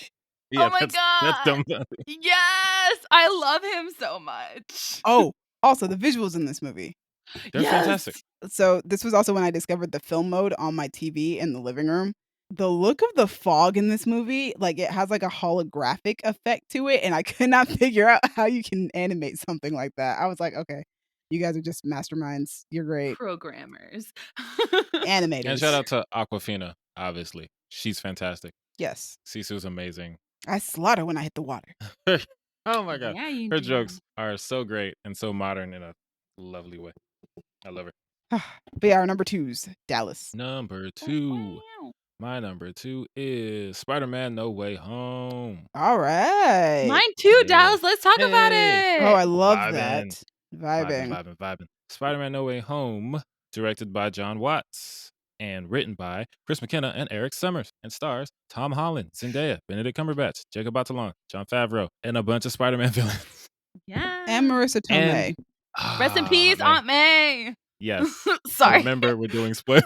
I forgot we were doing spoilers, and I was like, whoa, wait a minute. You were Yeah. like, Gabby, really back, really back. So while we're here, and Andrew Garfield and Tobey Maguire, this movie. Also, our review is episode 158. It's Right, literally which- only a couple episodes back. Just came out. Man, it's so good. It broke my heart. Okay, so it was very difficult to review this movie without doing spoilers. Yes. I don't think it's actually hard to talk about a movie without spoilers, but a movie like this, which is so heavily contingent upon something that's very spoilery, it's just like my main enjoyment of this film is the stuff that they gave us. And it feels like a love letter to Spider-Man fans. And that's me. So thank you for the love letter, Marvel. Yes. Celebration of 3 generations of Spider-Man. Yes. It's so good. No movie has ever made me cheer this much. When Daredevil shows up, I Yes. cheered. Yes. When Andrew Garfield shows up, I cheer. When Tobey Maguire shows up, I cheer. Yep. When Andrew Garfield catches MJ, I cheer. Yes. There's- Redemption. Right. Also, like, I want to say that at some point during this podcast, I don't remember what episode it was, but I was like, I think I might be more excited for Daredevil to show up than about the other Spider-Men. And then I got all Right. 3, and I was like, yes, I win. Yes. We all won. And they did it in such a perfect way because I'm glad that it wasn't a situation where they do the dramatic reveal of they show someone's shoes and they pan all the way up slowly and it's like, oh my God, it's Matt Murdock. He's talking to someone at a table. Who's he talking to? Oh my God, it's Charlie Cox. Yeah. And then on top of that, so I saw it Thursday night, Mhm. and literally the day before was episode 5 of Hawkeye, which revealed that Wilson Fisk was back in the universe, played by Vincent D'Onofrio. So it was like That's the back-to-back timing of Daredevil that reveals. is so like, man, they really do this stuff well. Maybe we'll talk about that on our TV shows review. I don't know if it's on your list or not. We're not going to. Oh my God. But it was Fine. such a good reveal. It was so Okay. good to have like one day it was Wilson Fisk, and then the next day it was Daredevil. It was like, I can't believe we Right. won like this. That was fantastic. But yeah, that moment, like this movie is the most servicey of fan service movies. But done Man, right. Again. It's done right. And people are complaining. It's just like people don't want to see other people happy. Wait, why are people complaining? People are complaining? You know, most people aren't. The movie has like a 94 on Rotten Tomatoes. Most people like it. Yeah. But you know, the people who, oh, this is just fan service. Yeah, bitch, it is. It's like, yo, so what? We are fans. Let us be serviced. Yeah. And I think when the last trailer came out, I said on the podcast, I was like, I feel like it's pretty obvious Andrew and Toby are coming back. But Yeah. I'm so glad that they never put it in the trailer because it was a much better experience to see it in a theater, to see Yes. them come back. Mhm. The movie itself is kind of meta with them as well, which is really, really great. And Oh, we yeah. get a bunch of Spider-Man memes put on Yeah. screen. And both of them just get to play their different Spider-Man, and they do it so well. And it just reminds you why, as I've been saying for the last few weeks, every Spider-Man is valid. Yeah. Also, I love that they brought back Andrew Garfield first so that people cheered really loud for him before Yeah. you got to see who it was. Like, you saw that it was a Spider-Man and you knew it wasn't Tom Holland. So people Mhm. were like, yes! Because I feel like he would have gotten a smaller cheer if it was Tobey Nah, Maguire definitely first. not. A lot of people And actually like Andrew Garfield as Spider-Man. They just don't like his movies. okay, That's fair. And I I will liked say, his movie. basically how I'm going to use this is if we did a spoiler section in our review, this would be that, because everything I could say without spoilers are pretty much said. What I wanted to say is the acting is fantastic. I feel like So I'm good. most impressed by like Tom Holland and Zendaya were killing it. Yeah. But Andrew Garfield, his comedic acting in this movie is the best. And that says a lot because Jacob Batalon is hilarious. Benedict Cumberbatch is hilarious. Jamie Foxx is hilarious. The way Andrew Garfield plays off of them when they're Yeah. talking about, okay, I'm gonna be Peter 1. Like, fine. And he's like, Toby, I'll be "Peter Peter 2. 3." Peter 3. Like, let's go. So good. And the way when his first scene when he comes in and It's like, you want me to MJ, prove I'm Spider-Man? it's like he's like, I don't carry ID. It kind of defeats the purpose of the secret. And he just kind of jumps up and sticks to the ceiling. Yeah. And she's like, crawl over there. Like, well, I'm not gonna crawl over there. It's like, that's not enough. It's like, this is plenty. Like, I'm literally hanging from the ceiling from my fingers. Oh, it's And he only so crawls over to good. get the cobweb because Right. grandma It's like, oh, asked. can you get the cobweb over there? Oh, yeah. So, he just crawls. I really want to commend the writers because not only are Toby and Andrew doing an excellent job playing these characters again, but their characters are written like they were written in their movies. Yeah. Andrew Garfield's Spider-Man is definitely a lot more snarky than Toby's and Tom's is. And Toby is definitely still like the really, really kind of nerdy one. He just, And you know, shy. cool youth pastor as Yo, when he Yeah. said that, he said, so you're gonna go in the battle just like a cool youth pastor? I was like, I can't. Yeah, you know. And then he Not proceeded to wrong. be a youth pastor for the rest of Yeah. just so inspiring and wise. He's like, I'm sorry. Did you say you were lame? You were amazing. Yeah. Like, I the want you fact to I that want to hear you say it. Spider-Man is calling the Amazing Spider-Man amazing to build up his confidence. It's so silly, but I Also love it. meta. That's also Right. like that whole scene. I'm just like, listen, you could definitely cut this out of the movie and it wouldn't affect the plot at all. But I love that this is No. here because this is what We I need it. want. We needed the meme where it's like the three Spider-Mans pointing at each other. We needed that. Like, and that's what we got. Also, I saw a shirt. It was a Spider-Man shirt with like the three Spider-Mans pointing at each other, and under it just said "No Way Home." And I was like, I need it. I need this. Please, Nice. someone buy it for me. It's so good. Also, one of my favorite lines in the movie is Electro talking to Andrew Garfield's Spider-Man. And he's saying, I just thought you were black. And then Yes. Andrew Garfield's like, Yes. "Oh, I'm sorry. I'm so sorry." And he's like, "No, It's no, like, it's oh okay." man, I'm sorry. And he's like, "No, it's okay. There's got to be a black Spider-Man out there somewhere." And it's just like, yeah, Miles. Yes, there I is. loved it. Miles is out there. And then also, what I really wanted to talk about in our review that I couldn't. Mhm. I love and hate what they did with Aunt May. I hate it because I miss Aunt Yeah. May. I love Yeah. Marissa Tomei's Aunt May. But I love Yes. it because they kind of made her the Uncle Ben of the story. Yeah. I was also reading an article that was talking about the story arc that Tom Holland Spider-Man has gone through and how in comic books and in Tobey and Andrew's Spider-Man movies, the line with great power comes great responsibility, that's the beginning of their journey. It's a call to action, but it's also a little bit of a burden because they're doing it to live up to what Uncle Ben wanted. Right. For Tom Holland's Spider-Man, it's the final lesson that he learns to becoming Spider-Man. It's not his first lesson, and it is not the catalyst to him being Spider-Man. It's him choosing to be Spider-Man and the Spider-Man that he wants to be based off of the teachings of his aunt that he's always had because she's been the one raising him. And I think that's fantastic. Gabby looks It like she's is. about to cry right now. Gabby is I am about crying. to weep. This movie made me cry, and I'm still like not over it because I really like Marissa Tomei as Aunt May. She's It's so also good. very hilarious to watch this movie in a theater full of kids. Yeah, that was amazing. I had such a good time, but I also cried.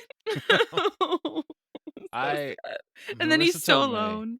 she's so good, and even that scene, the way they do it, it easily could have been the Thing gets her, and he just goes over, and then they just do the death scene. But the way they draw it out, like I actually we had thought she hope. was fine. I thought she was Right. fine too. I thought she was Because okay too. when the Thing hit her, I was like, oh, she's dead. But Yeah. then they're talking, and I'm like, Okay, why she's isn't she fine. dead? And then they're like, okay, we're gonna make it out, and I'm just sitting there like, okay, something's off. Why is she fine? They pull the rug out from under you. No, when she says that line, I was like, oh, she's dead. She's gonna die. I was like, She's oh yeah, dying. you can't say that line and survive. No one Yeah, has ever no. done that. This movie, and even outside of just, hey, look, Tobey Maguire and Andrew Garfield, like the things that they do with Spider-Man on their own merit. The Spidey sense scene Oh yeah, when so good. you know In the when apartment, Willem in the is condo. Yeah. all goblin-y. Peter can just sense that something's wrong. But like that representation of the Spidey sense that I know something's wrong, and if I focus, I'll find I it. can figure it out. But also the anxiety that scene brings. As an audience member, I heard Willem Dafoe say, "It's just me," like that, and I see his creepy goblin face. I know he's the problem, Yeah. but like But I it's don't a know. room full of villains too, though. Right, and I don't know if Peter's gonna figure it out in time before Goblin starts shanking people. That whole scene was fantastic. Willem Dafoe, at his big age, as the kids say, is killing it. He He's is. like pushing 70, but he's still just as convincing as he was 20 years ago. It's just so good. Yeah. It's so good. I don't know if I mentioned it in our review or not, but when we get to the end of the movie, his final suit, I can finally say it's so comic accurate and I'm so excited about it. First off, it's such a great Yeah. suit, but also I loved the web slinging that we get at the end of the movie because it felt very reminiscent of Tobey Maguire's Spider-Man movies where it felt like you were in there, Right. like you were the one swinging with him as well. But we also get the pull away shots that we do get a lot in Tom Holland's Spider-Man movies. And I loved that feeling and that sensation that you get from watching it. It was so visceral and I loved it. So excited about that. Yeah. And I'm excited for the future that we get with this Spider-Man. I'm just sad that he's so alone. I just want to give him a hug. And then the end credit scenes, the Venom. Yes, the venom that stays behind. It's so the boulder is conflicted.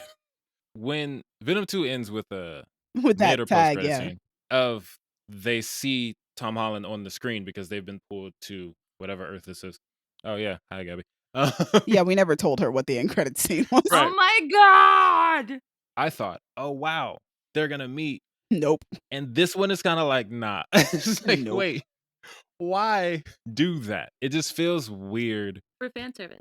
Meanwhile, I was It's- okay with it because I'm not Me a It's fan too. of the not Venom really. movies. It's not really fan service And because Teddy it's Rojas just is like, there. hey, look at this thing that you could get, but you aren't gonna get. It's fan service in the sense that he might get his version of Venom, but I don't think they should have built it up the way they did. He's definitely going to get his version of Venom. Right. And I thought it was a very clever way of bringing Venom into his universe very easily without having to send Spider-Man into some sort of space story again. I agree with you. Yeah. Although, yeah, you wouldn't need to send Spider-Man to a space story. Usually it comes to him, not the other way around. Yeah, but we don't have to deal with like that type of big stuff. You can just be like, hey, it's here already. Right. It's already popping. But I am looking forward to seeing, now he has nobody. So they could give him a Gwen Stacy. They can give him a Harry Osborn. They can give him the characters that we usually see Peter with. I don't know if they'll give him a Gwen, but I mean, maybe. I don't think he'll date the Gwen, but they might give him a Gwen. I don't know. He might, and then MJ's just gonna figure it out and come in. Definitely think they should give him a Harry. I'm looking forward to that. Although Bring the Oscorp doesn't Osborns in. exist. That doesn't mean that the Yeah, Osborns Oscorp. don't, though. Yeah, it will be definitely weird if they give him a Harry and he meets Norman. He's like, "Oh, you." Oh, Okay, you. okay. It's gonna got be it. on site. You're Got gonna it. throw, Yeah, it's gonna gonna be punch on him right in the site. throat. What's your name? Norman. Norma, what? Say that. So then they got a window. Just Also, preemptively. one thing that I somehow didn't pick up on until I saw what it was referenced to, when he's going to kill Norman with the glider Yeah, and Toby stops him, because he wishes he could have stopped him from dying from Yeah. the glider. but also Ugh. the shot is a recreation of the first one when Goblin tries to stab him and Toby catches it and he's holding it and they go from his eyes to Norman's to his, and it's that same shot Oh, but with nice. Tom Holland. And I was Yep. like, how did I not notice it? We just watched this movie. Yeah, that was like one of the only things I remembered from that first Spider-Man. Like my boyfriend was telling me, "Oh, he said the line." And I was like, "What line?" He's like, Mhm. "I'm somewhat of a scientist myself." And I was Oh like, yeah. "Don't remember that." But I fully remember that fight scene with the glider. I was like, "Damn." And it was at dawn as well. So like even the timing of it. Good stuff. The last thing I want to say about this movie before we should really move on, because we still have Yes. a couple We more still have movies that we one need to talk set. about. One of the things that I really was hoping for when we were all kind of assuming Toby and Andrew would be in this movie, after we did the rewatch, I was like, both of these series feel incomplete because Toby's Spider-Man was supposed to go on to do Spider-Man 4, Andrew's Spider-Man was supposed to do The Amazing Spider-Man 3, and then we didn't get either of those. Right. So both stories feel incomplete. And what I was hoping for was if they brought them into this movie, that they would complete their storylines or at least make it feel like they were finished. And that's how I felt when I got out of the theater. Tobey Maguire's Spider-Man got his storyline to, finish out. He gets to save the Green Goblin, which is what he always wanted to do in the first place. Andrew Garfield's Spider-Man gets to save the girl, which is something that he could not achieve the first time around. I thought it was so good that it felt like a completion to not only Tom Holland's Homecoming trilogy, but a completion to Tobey Maguire's Spider-Man and Andrew Garfield's Spider-Man. And I thought that was really well done. Yeah, also Same. like 3 birds, 1 stone, man. Boom, killing it. Now we can move on to just Tom Holland Spider-Man. But anyway, we should move on. That was both of your number 2, correct? Yes. Oh yeah. That was both of your number 2. We're moving on to my number 2. My number 2 is Dune, directed by Denis Villeneuve, starring Timothée Chalamet, Rebecca Ferguson, Oscar Isaac, Zendaya, Jason Momoa, and Javier Bardem, and a number of other people. We reviewed it in episode 148. This was my number 3. And then I realized that I was starting to get very obsessed with Dune. I started reading the actual novel that the movie is based off of. Yes. And I bought a player's guidebook for a Dune tabletop RPG that I'm getting ready to play with a few friends of mine. Damn, to me. I realized that I had become extremely obsessed with the story of Dune and seeing where the story goes, just based off of this one movie. It's just so good. It's so good, and it took me back. I had to put it at number 2 because it took me back to a time when I first saw, like, Star Wars for the first time, where I felt so immersed and enamored with a story. I was like, "This is all I'm thinking about." I felt that way too. Star Wars was the movie that changed my life. It's been a while since a movie has done something like that. Movies that I put in that category are like Star Wars and like Lord of the Rings and like Back to the Future. Also, I just got the Art and Soul of Dune book. You told me. I bought it like a week after the movie came out, but it was sold out and I've just been waiting for it to show up ever since. So yeah, I was like, this has to be my second favorite movie of the year. I'm Yeah. literally obsessed. It's all I think about sometimes. Denis Villeneuve did Yeah. such a great job adapting it from what I understand. I'm still currently reading it, but I'm very entertained by the writing. I really like it so far. I'm almost 100 pages in. I really love the cinematography, the scale that he does for the movie. I'm just always astonished at how he manages to do that in his movies. It's the same with Arrival, it's the same with Blade Runner 2049. Yes. And they just find a way to really tell this story in a way that like is coherent and that you understand the terms that they're teaching you. Yeah. And what got me was like, how do I put it? How did they make just like sand look so beautiful? Like, Well, sand dunes are beautiful. We just no, don't they take the are, but time it to was look at like, them. how do I put it? It was just like they could have easily just been lost in the same landscape, and it could have gotten They a little chose bit a like, very specific desert to film in.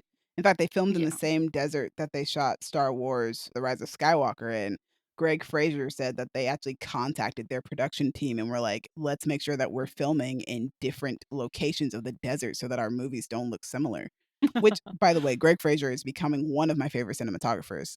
Dune is beautiful. The Batman looks like it's gonna be beautiful.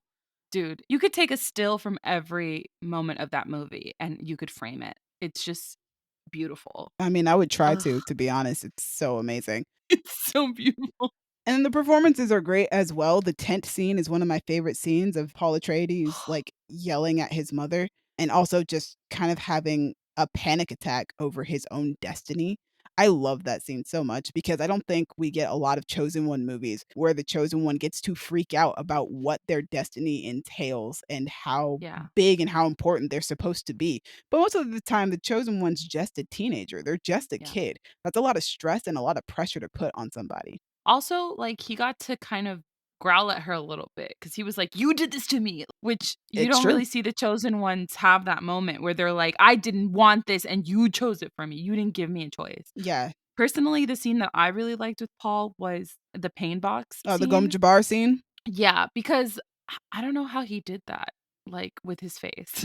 Like, he He's looked like just a he great was actor. in apparently no, I'm just well, duh, but, like, in my head, I'm thinking, like, how does an actor go there when like, he's not in pain, but, like, he looked like he was just being tortured, and he's just has his hand in a black box, Yeah. and, I would I highly just recommend to anybody to watch the Vanity Fair YouTube video of Denis Villeneuve breaking down that scene and all the choices that he made for that scene, as well as, like, the production design and stuff like that. It's like a 17-minute video, but it's amazing, and it's well I worth love the them. watch. But, yeah, I just think that everything that Denis Villeneuve did, this man, like, designed a really, really great movie, and, like, all of his production heads, all of them, they all did a fantastic job doing what they're supposed to do because, man, it's amazing. This might be my favorite Hans Zimmer score ever in life. I love the production design on the He had a film. great one. For me, everything about this movie is perfect. There's not a Yeah, thing that I would change, and I cannot wait until part 2 comes out. I hope that yeah. we get a chance to do, like, a double feature in IMAX because I Yes. would love to just watch Dune Part 1 and Dune Part 2 back to back in IMAX because I know it would be an experience. But yeah, that's my number 2. It is Dune because Dune is so amazing and I am so obsessed with that's like my new movie obsession. It's like on my list of inspirations now. I just thought it was so great. It's amazing. It's beautiful. I love that how do I put it? You know, the previous Dune was like a super campy '80s movie, and you really could only go up from there, but, Oh, like, we he know. really, like he turned it into, like, this amazing art house drama. God, like, it was like, Game of Thrones level political drama, and God, As it amazing. should be. But that leads us into our number ones. But before we do that, I have Colin's top 10 list. So let's do that. Yay! Number 10, Luca. Number 9, Raya and the Last Dragon. Number 8, Zack Snyder's Justice League. Number 7, The Mitchells versus the Machines. Number 6, Space Sweepers. Number 5, Silent Night. Number 4, Spider Man No Way Home. Number 3, In the Heights. Number 2, Inside, the Bo Burnham special. And number 1, Tick Tick Boom.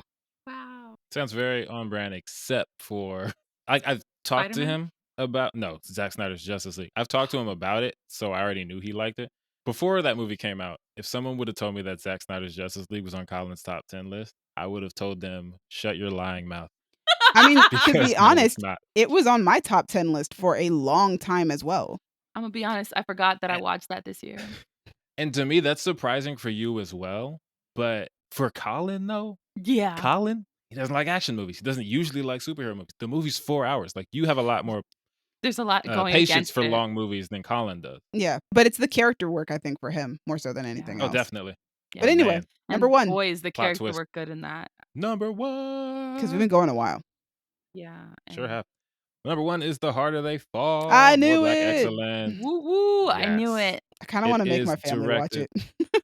I Oh, wanna watch it, I still haven't seen it. my whole family's It's both on sides of my family have seen Netflix, it. Gabby. It is on I Netflix, know, Gabby. I just have to sit down and commit. Gabby, come here to watch it because I want to watch it again. I want to watch it with you. Okay, I'll do that. But It is directed by James Samuel and written by Boaz Yakin and James Samuel. It stars Jonathan Majors, Idris Elba, Regina King, Zazie Beetz, Delroy Lindo, Daniel Deadweiler, Lakeith Stanfield, Eddie Gathegi, R.J. Kyler, and Dion Cole, and I'll stop there. Damon Wayans Jr. Okay, I'll stop there. This movie, I didn't know what to expect. I saw the trailer and I thought, hey, that movie has all the dope black people and they're cowboys. Why not? And I loved it so much. I went to see it, and then the next day I went to see it again. And then I think a couple days later I went to see it again because we had to make sure every person in Kayla's side of the family saw it. We missed Jordan, so then we watched it again on Netflix. I've seen this movie 4 times. It's so good. There's so many dope black actors, and I've talked about it on this podcast. I blogged about it, letterboxed about it. So I'm going to try this to get the things I might have missed and some of the things I didn't miss because I'm just going to keep talking about it. The cast is amazing. I keep singing Regina King's praises because she's a goddess. She brought up an interesting point in one of her interviews about how the women are individuals in this movie, not just attached to men. She's like, Mary doesn't need Nat, Nat needs Mary. If you look at Nat and his motivations, a lot of this is, I want my Mary. Trudy doesn't really need Rufus. Rufus needs Trudy. I don't talk enough about Cuffy, Danielle Deadweiler, the surprise of the movie for me, because I wasn't familiar with her, but she gives one of the best performances. She has the most expressive eyes in Hollywood. She's like Daniel Kaluuya with her eyes. The way she plays everything is so perfect. And fun fact, I actually looked up the character she's playing, Cathay Williams. She's basically Black History's Mulan. Like, she's notable because she pretended to be a man and she fought in a war. Damn. Yeah, she's Mulan. All these people are real people, but they're not the versions of them that existed in history. They're very, like, Idris Fictionalized. Elba's character was, I think, 18 when he died. Idris Elba's like 40 something. They're all so good. Every performance is fantastic. Nat Love has all the charisma in the world because Jonathan Majors has all the charisma in the world. This is a movie that made me stop making the my daddy used to beat me Letty jokes every time I hear Stop Jonathan it. Majors' name. Stop it. I still do it sometimes, but not every time. You do it most of the time. Terrible. It's You almost do I do a it most of lot. the time. Yeah, it used to be 100% of the time. Now it's like 80, 85. Terrible. Stagecoach Mary, she's much more than a love interest. Like, Zazie brings an agency to the character all her own. She gets her own fight scene, and it's amazing. Like, I never thought I'd want to see Regina King just scrap for several minutes. And least of all with Zazie Beetz. Like, they're both 2 of my favorite actresses, and they have a fight scene, and it's amazing. And I think Fela Kuti is the song that's playing. The soundtrack, I don't talk enough about the soundtrack. James Samuel is a musician. He's an accomplished musician. He's the brother of Seal. He's the brother of Seal. Holy moly. Which makes sense because Seal is on the soundtrack as well. James Samuel did the score. He made an original song, the song that Jonathan Majors is singing as he looks into our soul in the movie. Yeah, it's a really good song. But on the soundtrack, James Samuel sings it, and he has all the passion. But one interesting thing that he said, because this movie, the soundtrack is hip-hop, reggae. It's not what people associate with Westerns. But I like how he talks about it because he says that the music that we associate with John Wayne movies isn't what cowboys were listening to. It's just what we've come to accept as Western music because white people in the 60s decided that's Western music. It's no more appropriate than The Promised Land or Barrington Levy, whatever song. Shibbly doubly, shibbly doubly, shibbly whoa. That song. I don't remember the name. Here I Come. Thank you. Me. Just the use of music is fantastic. The soundtrack's fantastic. As Jay-Z, Kid Cudi, Miss Lauryn Hill popped up again.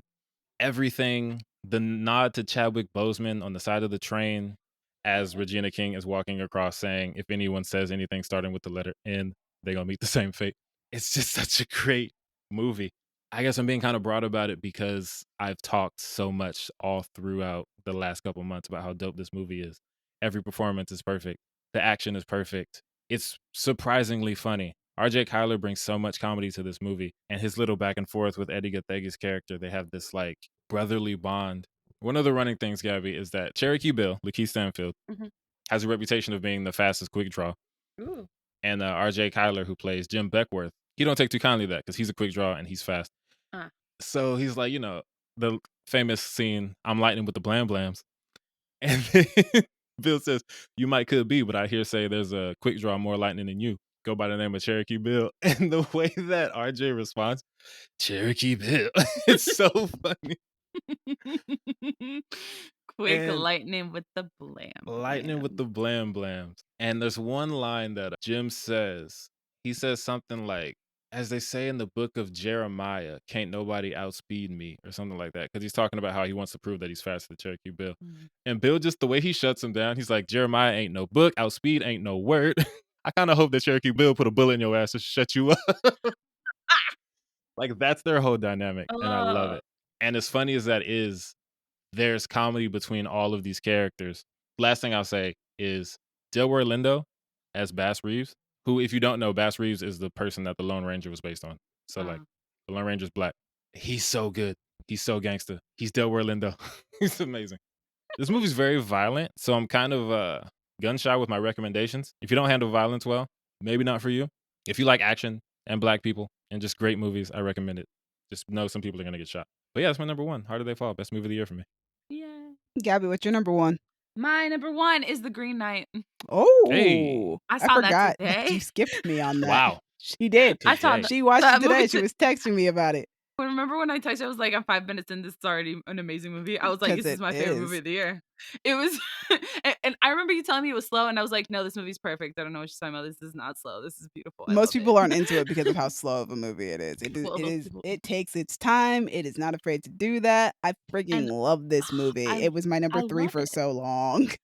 I love it, and it's beautiful. And I'm sorry, Dev Patel, the way they shot him, he's just gorgeous the whole time. Even when he's scrappy and muddy and just like miserable, he's beautiful. Like I can't. Yeah. The way they dress him when he shows up in that gray outfit for Christmas at the castle, and his hair's all. I was like, oh my god, more people of color should be in medieval garb. I was like, we have been robbed for years.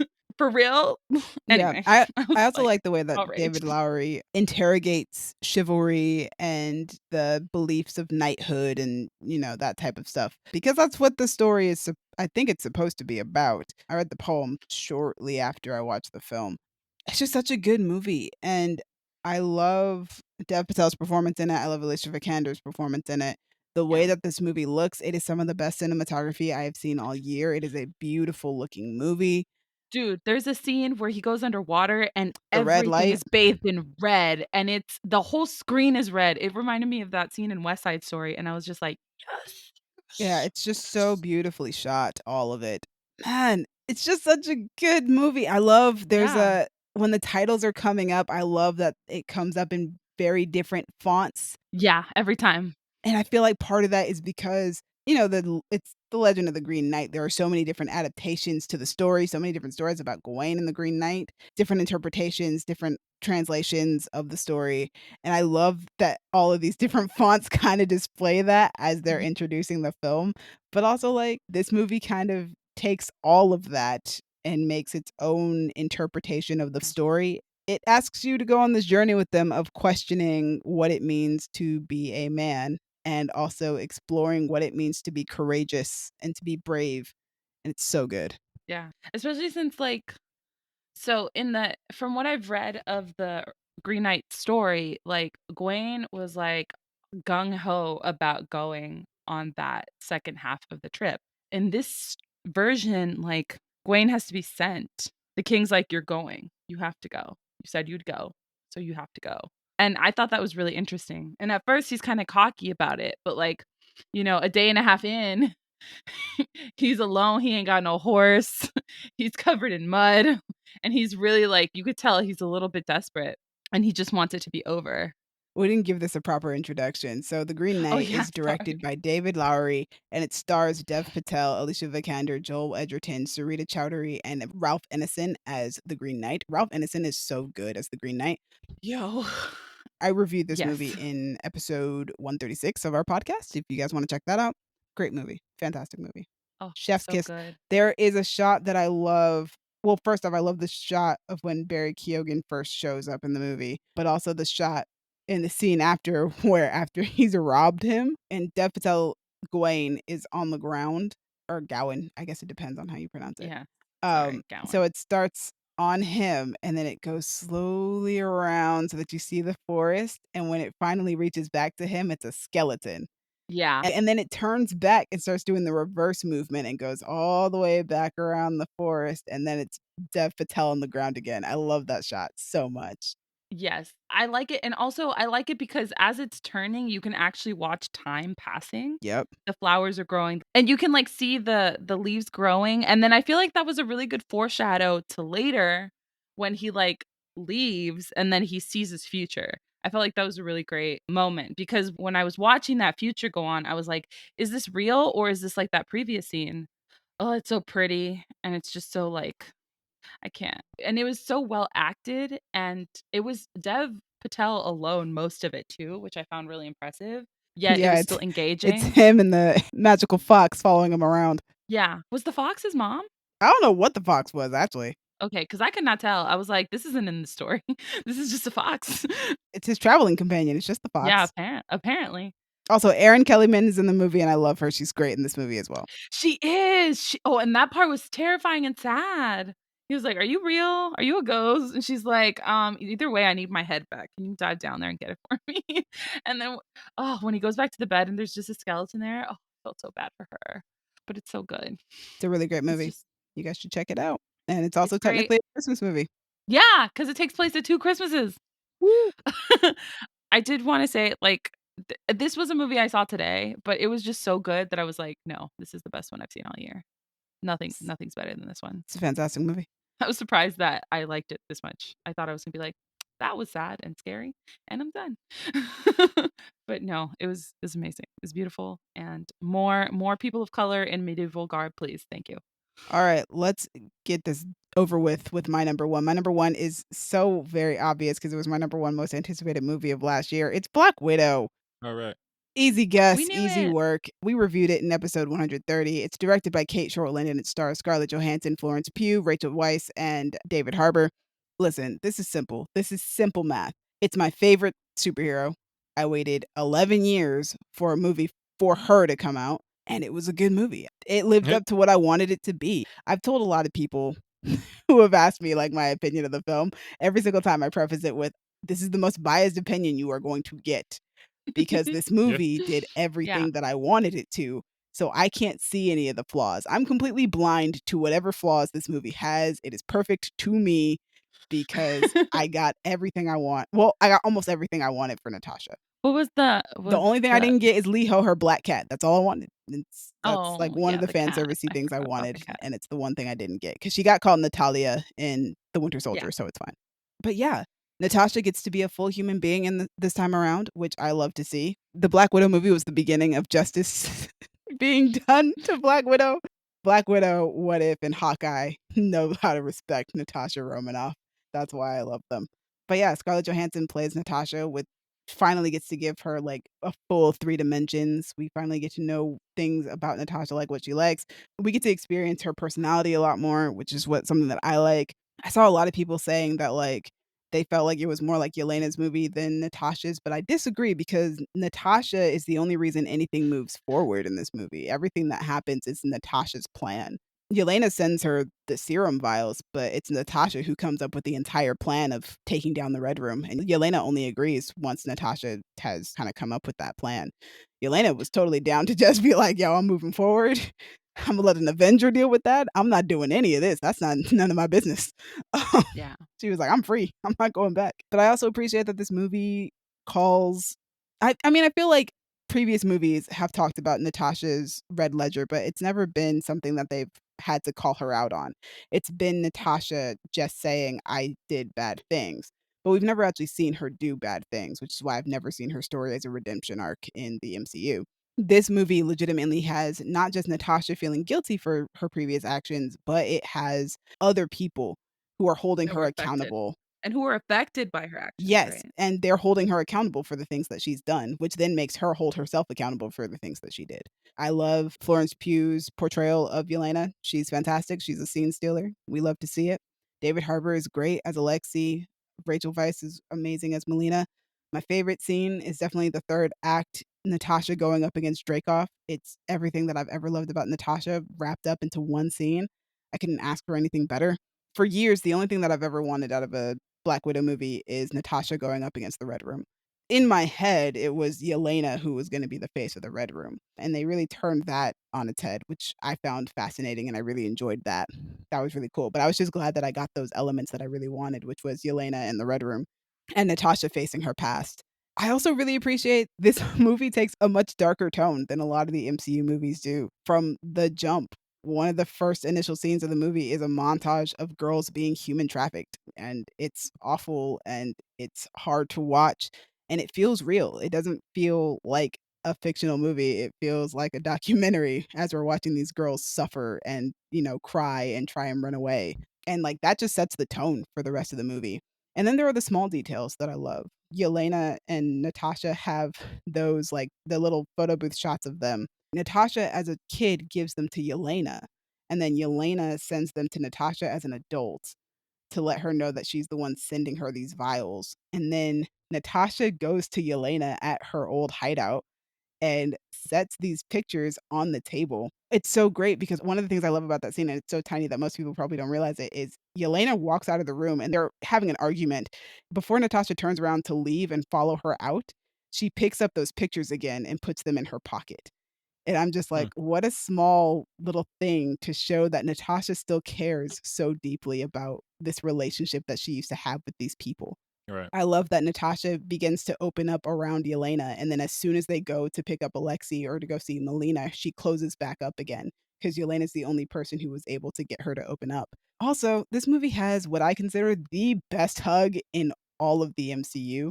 It's the end where Yelena has the parachute on and she's like, "We're both upside down." And Natasha tells her that everything actually did mean something to her. And just it's Florence Pugh has her sad face on.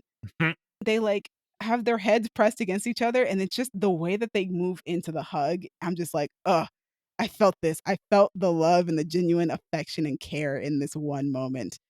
Also, Natasha jumping from a satellite that is thousands of feet above the ground with no parachute and no idea how she's going to reach the ground, somehow managing to get to Yelena and then putting the parachute on Yelena and then jumping off of Yelena to keep danger away from her. How?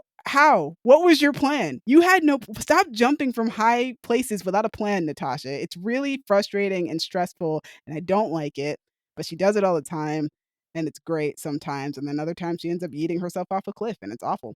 Yeah, that one didn't. Yeah. And That she was bad. doesn't come Um, back. but one of my favorite one of my favorite things that they exhibit about Natasha's personality is that she is always the type of hero who wants to save a life first instead of taking one. Like when they're being chased by the Black Widows around Budapest, when they're on that I don't even know what it is, the tower thingy, they're like hanging on to it and it's like moving and it's about to fall out over and they've got a Black Widow that latches onto them. Natasha is actually holding on to her and is trying to make sure she doesn't fall. And the girl actually ends up, I think she cuts her or something like that so that she forces her to let go. Hmm. Like Natasha is insistent on always trying to save a person before she has to make the final call to kill them. And I think that this movie does an excellent job of like showing that. But yeah, there's so many things I love about this movie. I saw it 4 times in theaters. I bought it on Disney Plus and then I watched it on my birthday for some weird reason. I don't know why that was the choice I made, but I did. I love this movie so much. It's tied for first as my favorite Marvel movie with Black Panther because this movie means the world to me. Just to have it exist means the world to me. Because it's my favorite hero. I love her. And she has deserved so much better than the MCU has given her. And I feel like this movie Yeah. finally did her the justice that she deserved. Also, it helps that Scarlett Johansson executive produced it. Yeah. This is like one of my favorites. I love it.